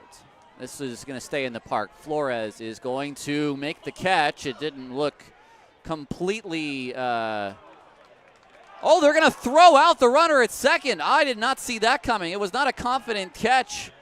And a relay to Leday. Guns Allgaier at second. I did not think they had a play anywhere. It's going to end the inning. An F7 and a 7-6-4 on the putout at second. That ends the inning. No runs on a hit, no errors, and one left on base. Both runners tried to advance. One was caught out. To the 8th we go. It's 7-6 Oakland on 860 AM. The Answer.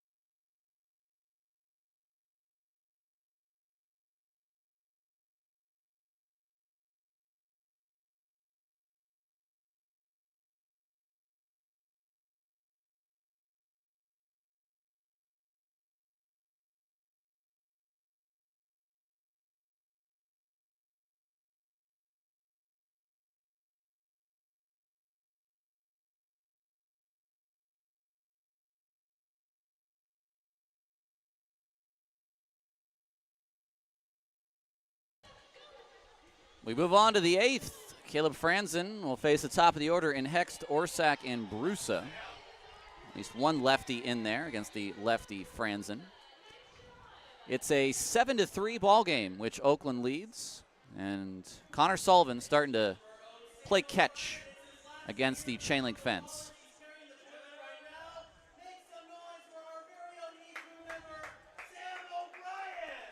Hext today is 1 for 3 with a single.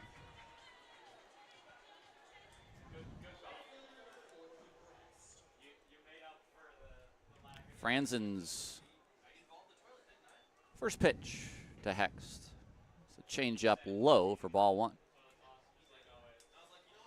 At first I thought Franzen would just get Hext and the ballers would get a right-hander in afterwards, but looks like they might try to get Franzen a second inning of work here. Well, I don't think he pitched any more than 10 pitches in that previous inning. Hext pops this way up there, and this is going to get out of play. Actually bounced on top of the baller's dugout. 1-1 to Cooper Hext. You're right, by the way. Franzen did not throw 10 pitches. He threw 7 in his first inning of work. We are expecting Luke Short to make the first start of the Rocky Mountain Series on Tuesday, currently on the IL. You don't say. As the pitch comes up and in to the left-handed hitting Hext. Had that oblique injury. Which occurred in Glacier. Yeah, it's been a while for Shorty. Yeah. The 2-1 on its way is a ground ball fouled. 2-2. It's been almost a month that he's been out. Is it the 15th of July? It would have been that week. Yeah. Something or other. Whatever the Tuesday was. 2-2. Grounded foul again. Hext just fought that off. It was the 19th. 19th, okay.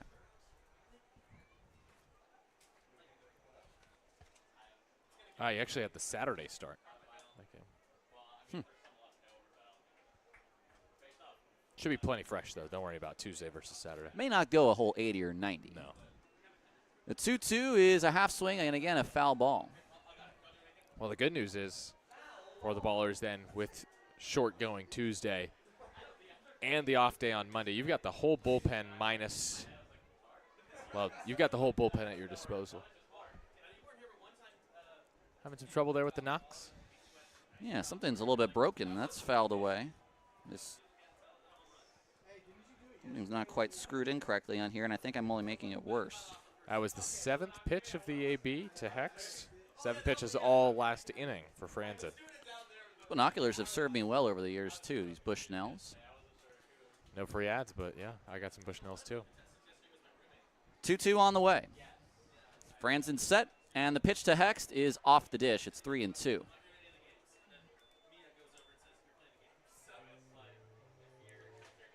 The count is full.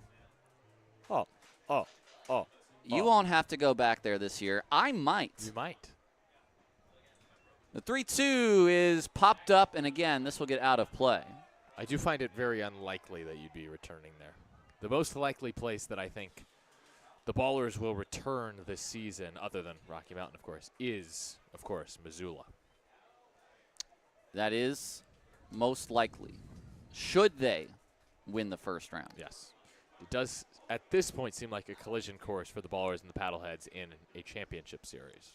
3-2. The pitch to Hext is inside. It's ball 4. Well, I will say this.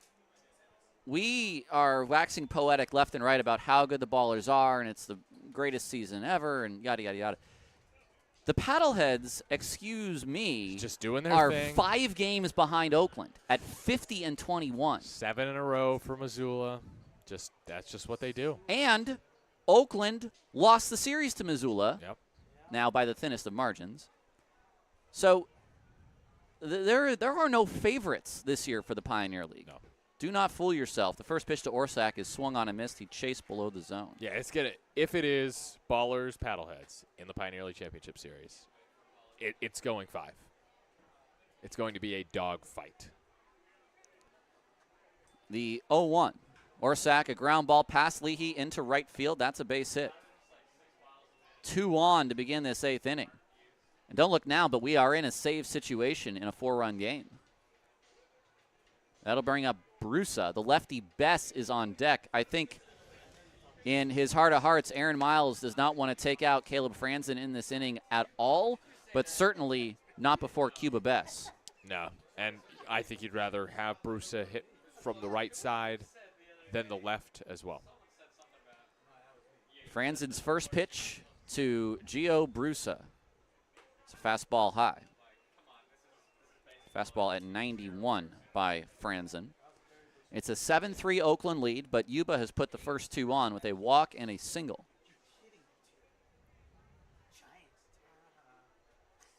Franzen throws, and it's swung on and missed. Chased above the zone there. The Ballers are playing the defense behind both runners, which means Hext from second and Orsak from first can get some big leads. And Franzen is trying his best to switch up his looks with Hext at second. The pitch to the plate, and Brusa takes in the dirt. 81.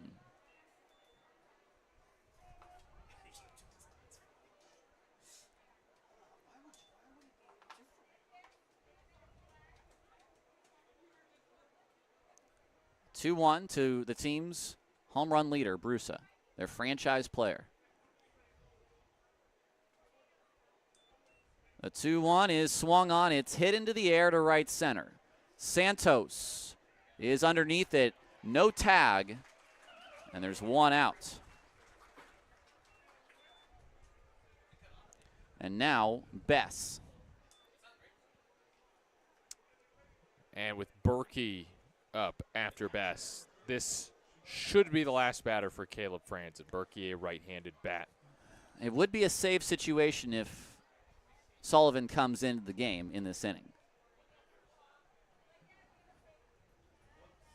Bess is hit into 1 inning double play this game. Here, he takes a first pitch down and in.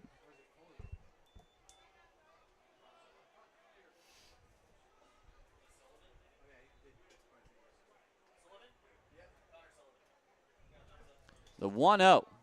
Breaking ball off of the glove of Tatum. Not all that far off the plate, though. And by that, I mean it was in the... Yeah. I mean, I'm going to give Bill Shortridge credit there. Tatum's got to catch that. You kind of have to earn it as a catcher sometimes. Yep. 2-0. Swung on, hit to left field. Over and in is Helmick. He is underneath it, and he puts it away for the second out in the 8th. Now the question is, does Miles make his way out? It's a big question. And I will say, regardless of his decision, you admire the effort from Caleb Franzen today. An inning and 2/3. He will, it looks like, leave 2 as Aaron Miles comes out of his dugout. There's the point. It'll be a save situation as Connor Sullivan comes in from the bullpen. Franzen departs after 1 2/3. Ballers lead 7-3 here in the 8th.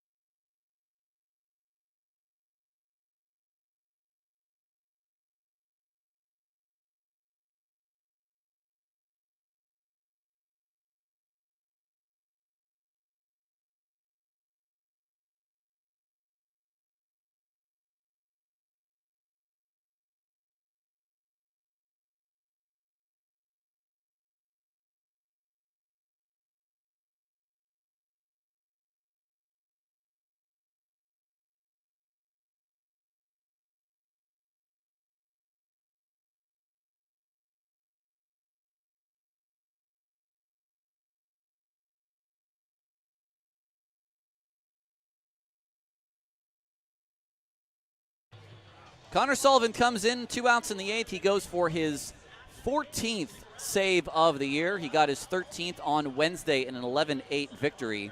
And now he pitches with 2 men on, the tying run in the on-deck circle. So a save situation in the 8th and a 7-3 ball game. Sullivan in his 32nd game of the year, just 3 off the record, which was set by Jake Daly last year, 35 appearances. 0-1 his record, a 4.35 ERA, the 13 saves. 37 strikeouts in 31 innings. He's walked only 13. Batters hitting .202 against him. Caleb Franzen is responsible for the 2 men on base, but a nice outing from him. An inning and 2/3, just the 1 hit allowed, the single by Orsak, and no runs to his credit thus far. But, of course, like you said, Tyler, responsible for Hex at second and then Orsak at first. The batter will be Evan Berkey, who today is 0 for 2, but has put the hurt on Oakland in this series. 5 home runs for Berkey. It gives him 16 on the year in total between Billings and Yuba. So the Ballers will need a save out of Sully if they want this 56th win today. The first pitch, breaking ball, hits Berkey. The bases will be loaded. Well, Berkey's been productive today. He might just finish this game without a hit, but he's been hit by a pitch twice. Might have stung Berkey because he's really working out that left arm. Might have hit him right on the elbow. The tying run comes to the plate. It's Connor Denning. Denning homered yesterday. He also won his knockout round, or excuse me, his home run derby round. He will bat from the left side. And now we have time. Berkey is still working out that arm. And this is a beat-up YOLO group. They are... Wait, he's taking some real inventory over there.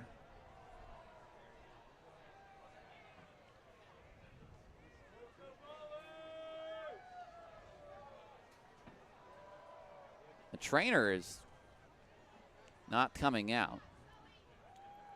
Berkey, I think, is okay, but just need an extra second. A shift on the right side for the left-handed hitting Denning, and the first pitch is high and away.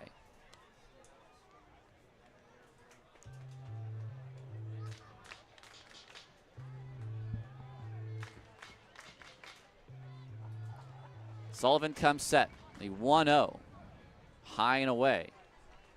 3 pitches that have all sort of ended up in the same spot for Sullivan thus far.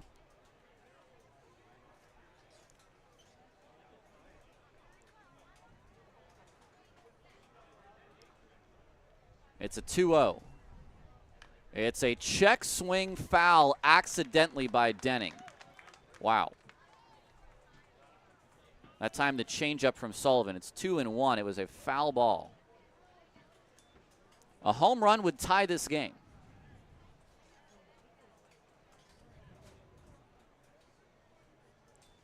The 2-1 is a ground ball towards second. Leahy grabs it. His throw to first is in time. The inning is over. Yuba strands 3. And we go to the bottom of the 8th. Ballers lead 7-3 on 860 AM. The Answer.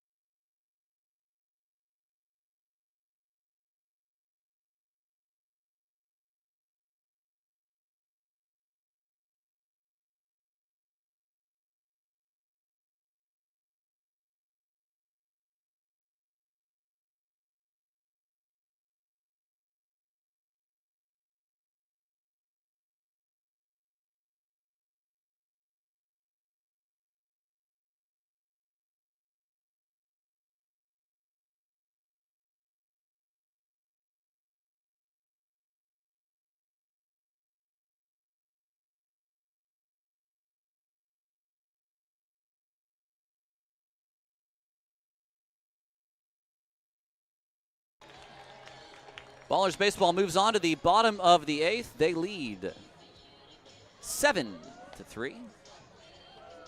Tyler Peterson and Nevada Cullen with you. It's a new arm for the Yuba Sutter High Wheelers. It's Zach Volker, who had a real nice appearance in his Yuba debut. That came back on Thursday. 2 Ks in an inning. And in a game which is tight, a game which Yuba brought the tying run to the plate in the 8th, Volker will take over for Jack Martin, who got the job done in his appearance. A lot of walk and a hit, but thanks to a nice relay from the outfield, ended up getting that final out of the inning after the Lou Helmick fly out and did not allow a run in the 7th inning. Here we are in the bottom of the 8th with Volker trying to keep this a 4-run ball game. Volker, a 9.25er from Granite Bay. 6'1", 215. Last pitched with the Great Falls Voyagers just subsequent to the trade. That's right, I forgot I fed you a bunch of information about him. Volker I knew about. Volker also previously played for Ottawa. Well, I told you about him being teammates with Dylan Tatum, right? That one I did not know. That one was a good one. It was a deep pull. I looked at the roster and saw that they were both, San Joaquin Delta in 2020. I don't know that because of 2020 was so weird that they ever took the field at the same time. Bugs looks at a breaking ball for ball 1. Bugsy today is 0 for 2 with a walk, stole base and score a run.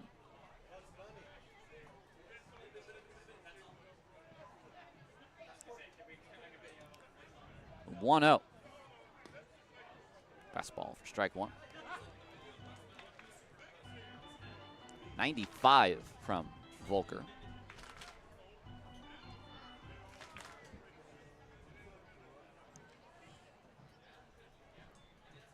Here comes a 1-1. Fastball is down and in. It's 2-1 now. 7-3 Oakland here in the bottom of the 8th.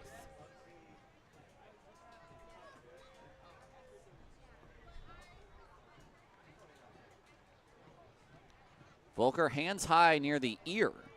The 2-1. It's a ground ball to third. Denning backs up.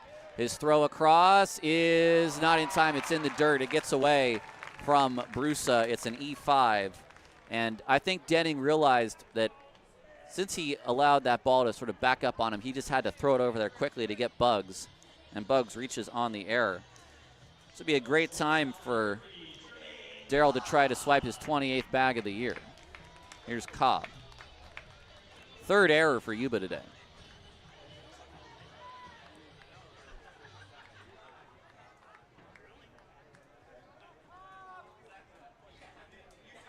Cobb today is 0 for 4. Good lead for Bugs. Volker's first pitch. Fastball in at 94. It's ball 1.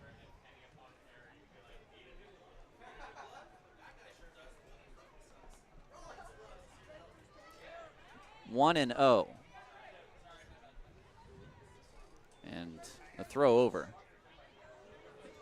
It is not in time. Bugs is back.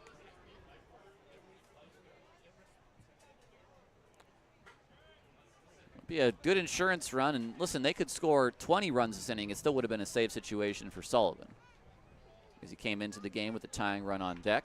There goes Bugs. It swung on and hit the other way, and the slowest of hit and runs. The ball won't even leave the infield, and Bugs goes to third. Boy, Berkey there did do the splits, this time on defense.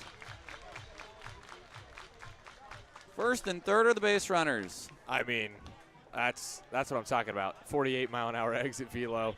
Cobb trying to go inside out on 94 at the basically front side of his chest, and somehow got a piece. Bounced it to where Berkey should have been, but he was trying to cover second. Then had to break back. Then, like you said, did the splits again.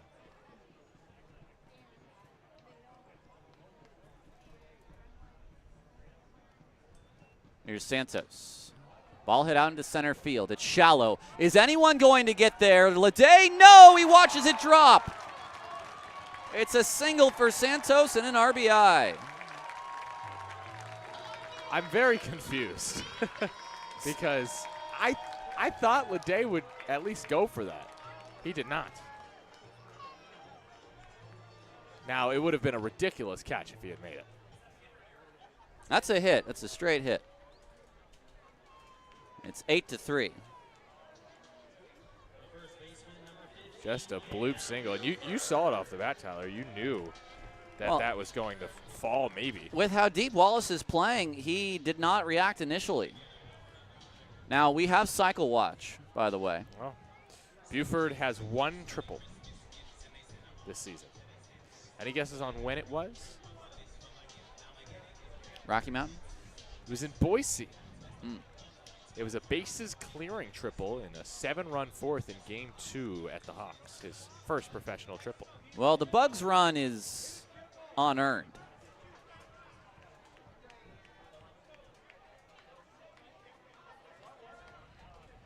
The 2 runners on, however, would be earned if they score. The first pitch is swung on and missed. What would it take to hit a cycle here at Raimondi Park? We had this question yesterday. You got to hit it to center. No, we said with the way that the High Wheelers are playing, it's a ball right down the line. Right field line. I see it. Cam's got to go the other way.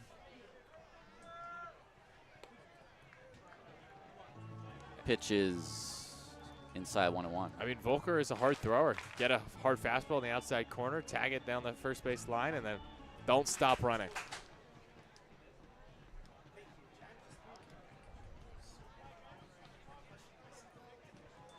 A 1-1. Swing and a foul ball.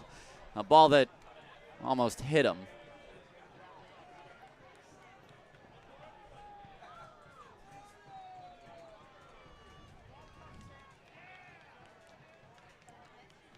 One and 2 to Cam. No outs here in the 8th. Ballers up by 5.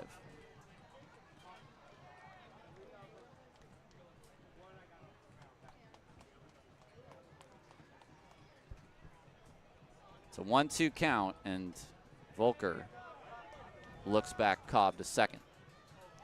It's Cobb at second, Santos at first.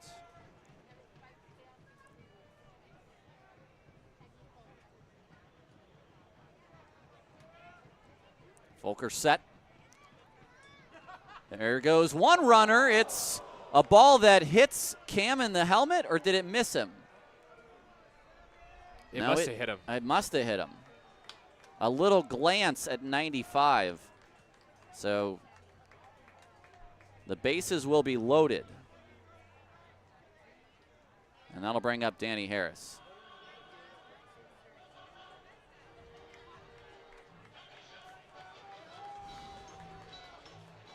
That's chin music right there, and then some. Here's Danny Harris. Our celebration of Jewish culture here at the ballpark today. Harris is 2 for 4 today. He brought in a man in the second inning. Still no outs in this inning. E5 single hit by pitch.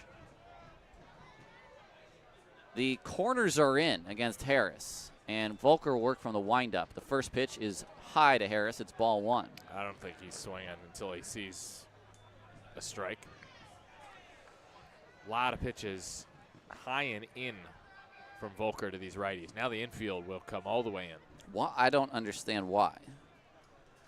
The 1-0, Harris looks at strike 1. I mean, the difference between being down 5 or 6, that really does not matter that much. And the exit velo, you take the 2. If there's something put in play right here, it's going to be smoked, most likely, with Volker's velo. The 1-1, Harris flies that out of play. With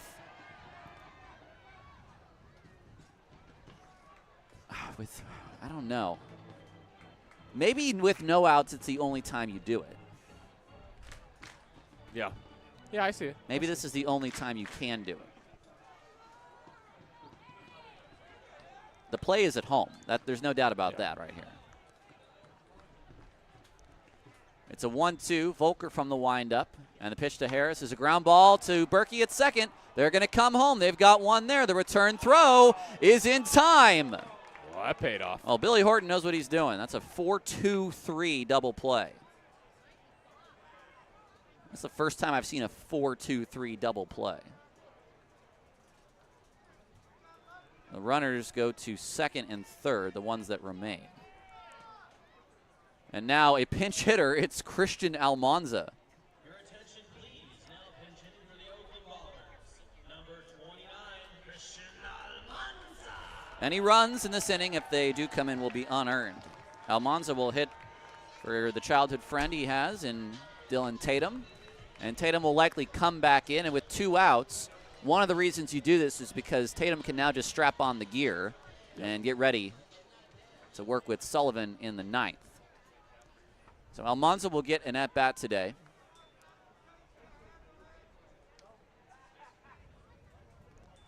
The first pitch to Almanza is a swing and a miss. If you have Almanza in beat the streak today for a hit, this would be a tough way to lose it if he doesn't get on.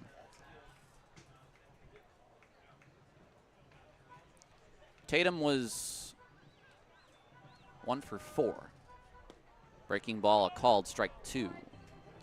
Both teams have all 3 challenges remaining.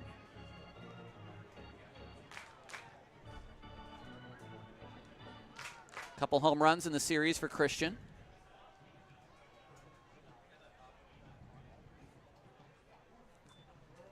The 0-2 swung on a miss.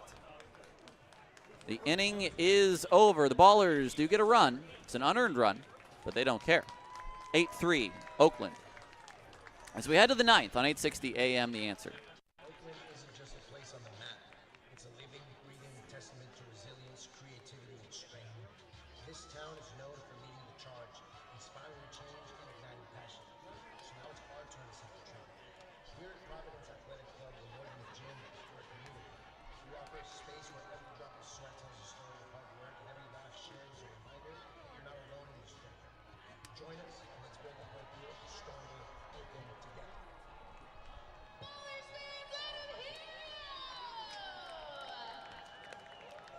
Sam O'Brien is firing the Oaklandish cannon for the last time this season. We're giving him a farewell. Now, Ballers fans, we got a party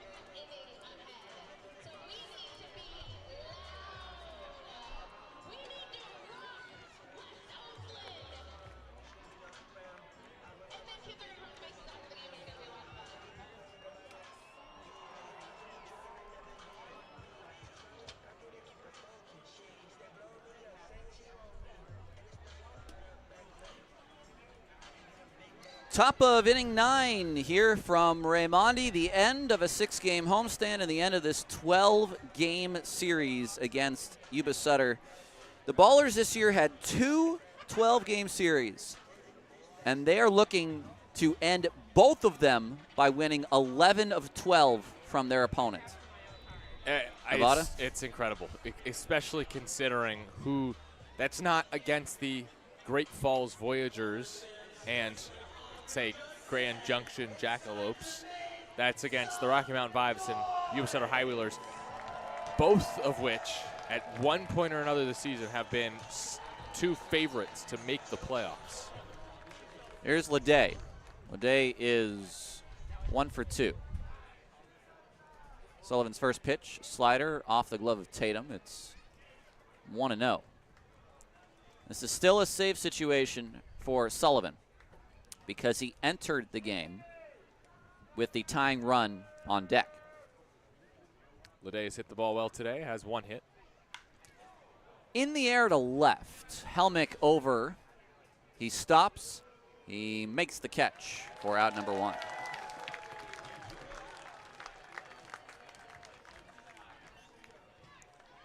That'll bring up Flores. Flores has, let's say, the clutch hit of the day, maybe the biggest hit for Yuba. It was a 2-run double in the second off of Milliken. One of their few leads that they've had in this series. First pitch off the plate for ball 1.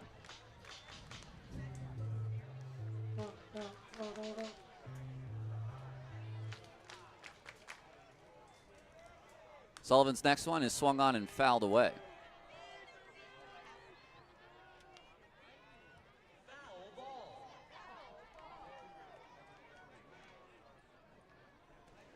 Here comes the 1-1 now. Sullivan from the windup. The tuck and the pitch. Line drive to right field. That's a base hit and a 2-hit day for Flores.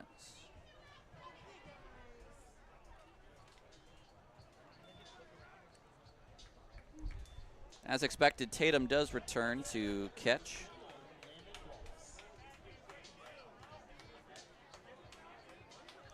That'll bring up Landon Wallace. Wallace is 0 for 3.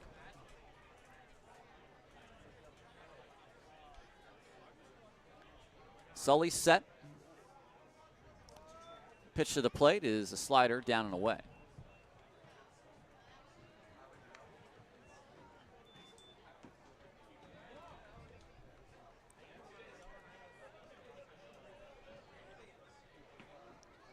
The 1-0 is also outside. The slider again.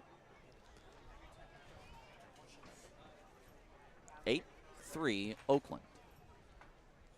Here in the 9th, 1 away.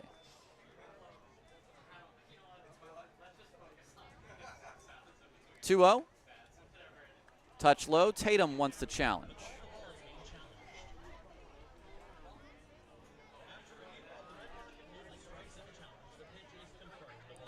It's a confirmed ball, just low.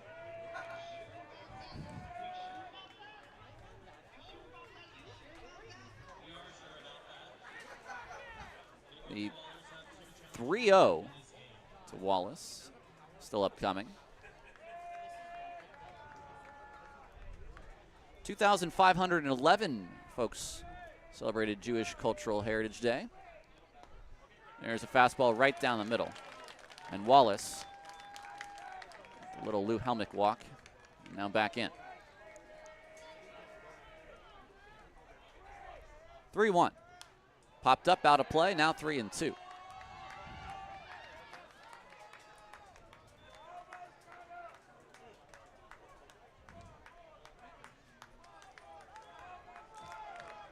It's a full count to Landon Wallace.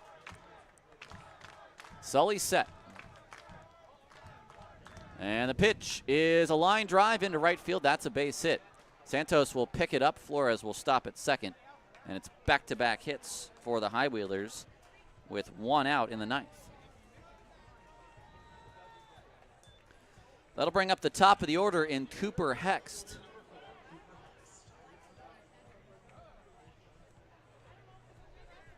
It's a gritty High Wheeler team.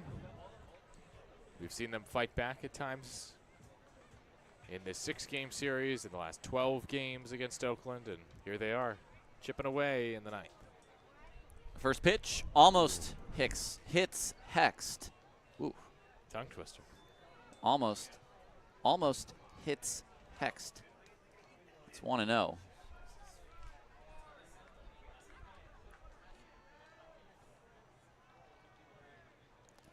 Sullivan set. The lefty waits at the dish, and the pitch is swung on and missed. The changeup. 1-1. 8 hits for Yuba to Oakland's 12. 4 unearned runs allowed by Yuba today. The 1-1 is a ground ball foul. It's 1-2.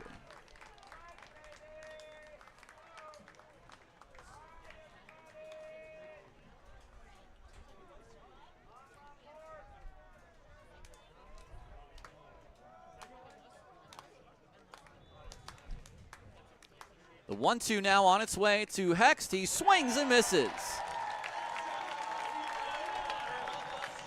First K for Sully, and there's 2 down in the 9th. It's the changeup today for Sully. Just threw a devastating one there. And when you can throw that pitch to a lefty like Hext, that's how you can achieve success. And that's his first strikeout, Connor Sullivan. He needs one more out to end this ballgame. The great equalizer, the changeup. Here's Orsak. Pitch 1 is a ground ball foul.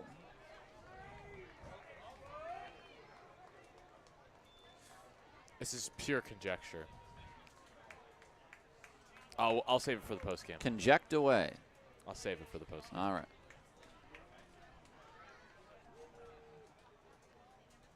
The 0-1 is a fastball for strike 2.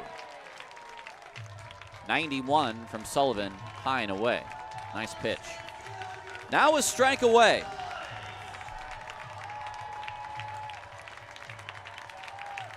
Sullivan is set at the belt. The 0-2 is poked toward right field. That's a base hit. Santos charges in, drops it, and Flores was not ready for that drop because he stays at third. He does not score. It's 3 hits in the inning, and they're loaded for Brusa. That is going to get action started in the Ballers bullpen. It's a 5-run game, and Brusa is at the plate with 2 outs with the bases loaded. I feel like this would be a Chewy spot, perhaps. The first pitch, Sullivan throws, line drive, base hit, right field. That's going to score 2. Santos up with the ball, and we have a 3-run game. 4 hits here in the 9th. They're all singles, and the chip away continues. 8-5, and the tying run now comes to the plate. Cuba Bess. Not exactly who you want to face with the game on the line, representing the tying run.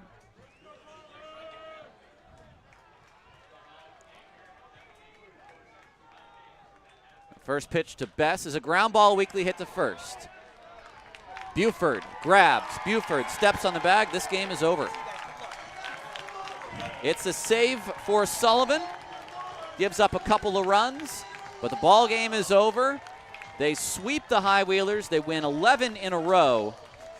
The final of 8-5. The Ballers have won 11 in a row, 56 wins on the year. They are 56-16. 40 games over 500. They will try. They are on their way to a potential best ever season. Vince's dream is still alive. And they might even, depending on what happens, have a shot at the all-time record of win percentage. I don't know. What a performance. Ballers wax the Yuba Sutter High Wheelers, their second ever 6-game sweep, their 3rd sweep of the season. And they beat Yuba Sutter 6 times at home, 11 times in a row. What a performance. And I'll say it now. I was going to say it post-game. It is now officially post-game. I wouldn't be surprised if this is the first time Billy Horton's been swept 6 games. in his managerial career. Oh, I'm sure it's never happened. No, he's just such a good manager. So. Well, it's going to be a chance for Nevada to see a franchise-tying 12th win. And how many times have we said this year? Was it 6 5-game wins in a row? 5 times, 6 times the Ballers have won 5 in a row. Is that right? Yeah. Well, there you go. Well, you're going to have a chance, Nevada, to see a 12th win in a row for maybe the second time this season. Aubrey Tolliver is standing by with our manager of the game. It's Aubrey with Aaron Miles. All right, Tyler, I'm here with our skipper. This is Coach Miles. Coach, 40 games over 500. Take me back to day one. Can you imagine this team really getting to where this team has now gone? Well, we knew we had a lot of talent, but I don't think anybody can envision being 40 games over 500 at this point. So it's a lot of hard work, a lot of talent, and you got to have some luck involved. A sweep, 6 games in a row. Actually, sorry, 6 games at home, 11 total. That is almost unheard of in the Pioneer League to be able to accomplish that. Well, we're on quite a run right now, and that's a very good team over there. You know, they're the defending champions with Billy, and you know, they've got a very good team. Every game was pretty tight. We had one that was, you know, we scored a lot of runs in, but every game was tight. We came back in a couple. And every game's a fight. It's never easy. It's just you got to enjoy the ride and keep grinding because, you know, hopefully we can keep this going. Congratulations, Coach. Your team has been incredible. Back to you, Tyler.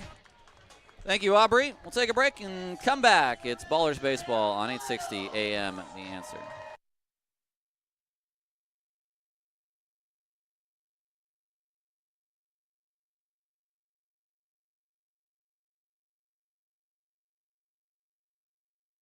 Let's have 2.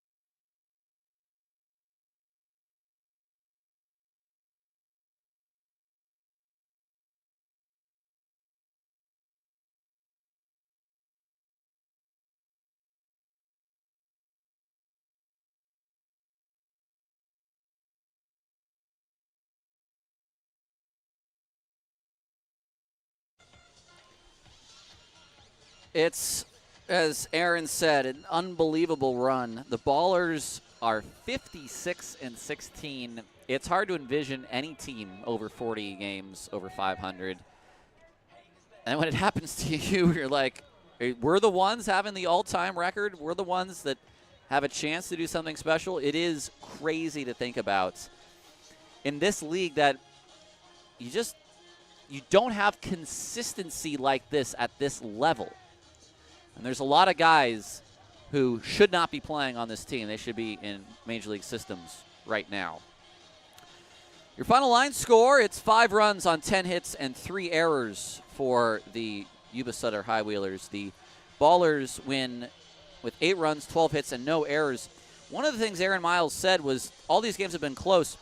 Let's just look at one aspect, the hits. 10 hits for Yuba, 12 hits for Oakland. Yesterday, 15 hits for Yuba, 17 hits for Oakland. The day before that, Friday, let's look at Friday. 4 runs for Yuba, 14 hits for 14 runs for Oakland, but 7 hits for Yuba and 8 hits for Oakland. These teams are much closer. The Ballers were out-hit on Wednesday when they won 11-8. They were out-hit on Tuesday when they won 7-6. It is a lot closer when you just look at it and it says won 10 and lost 10. It belies the nature of some of these games. And even in Yuba, Nevada, some of those games you saw was Oakland having to come back late. There were a lot of big moments, I think, in this 12-game series for individuals who really needed it. For instance, Isai Santos's grand slam in Marysville. If we talk about your welcome to Oakland moment, I feel like for Isai, it took forever for him to finally get his, but when it did, it was incredibly emphatic. And then Jake Allgaier's walk-off hit the other night. There were a lot of big-time performances and big hits and big pitches, big plays that Oakland made over the course of these 12 games in California against their rivals. And it's so wild to me that a season series last year that is so close, that ends up 19 games to 17, almost splitting the season series, has now already been won by Oakland. It's the second time they've done that. The other time was when they went 11-1 against Rocky Mountain, the team that the Ballers will see next on our tour of the Pioneer League. The last time they'll take a flight until potentially a championship game. Who knows exactly who they're going to play in the first round or the second, but in that first round they are going to, of course, just host all 3 games. Milliken gets the win today. He is 4-1. It's 6 runs on 5 hits, 3 runs all earned, 1 walk and 6 Ks. He also had a hit by pitch. Wozniak with the loss. It's the second time they lose his start. It's his first loss of this series in Oakland. 6 innings, 9 hits, 7 runs. What do you got? A note on Milliken? Yes. That is now 7 consecutive quality starts. 7 in a row. Amazing. Wozniak, 6 innings, 9 hits, 7 runs, 3 earned, 1 walk, and 2 Ks. The save for Sullivan, he goes 1 1/3 innings. He allows 4 hits, 2 runs, both earned, no walks, and 1 K. He also hit a batter. My favorite statistic from today, 2 hours and 25 minutes, by far the shortest of any game by over 25 minutes. The previous at 2:49. In front of 2,511 fans. We've had a lot of fun today. We'll wrap things up, give you some league scores, and talk about what's next on the other side in our second segment of the Ballers postgame show on 860 AM The Answer.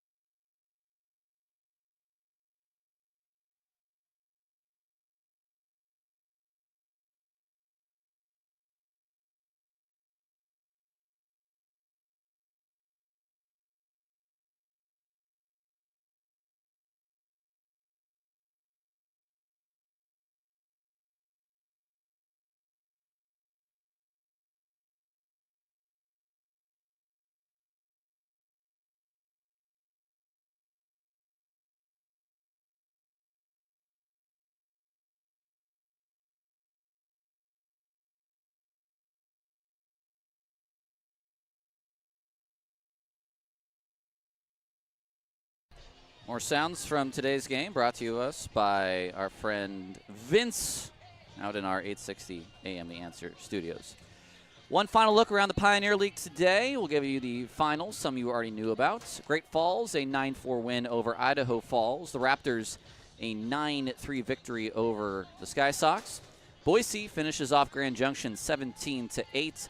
The Mustangs hold off a potential comeback in the ninth from the Range Riders 4-3. The Vibes now lead the Paddleheads 8-5. That game in the top of the eighth. And a quick preview of matchups for next week. We'll see Oakland at Rocky Mountain for 6, Glacier at Billings, Ogden at Grand Junction, Great Falls at Idaho Falls, Boise at Yuba Sutter, and the Sky Sox at Missoula. Those will be interesting. Those are some good matchups. What do we have on the Major League circuit today? Well, we have some games still in progress. Diamondbacks over the Rockies right now, 13-6, end of 8.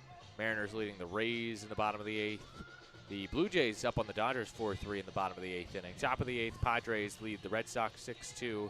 Cubs-Cardinals will be on Sunday Night Baseball.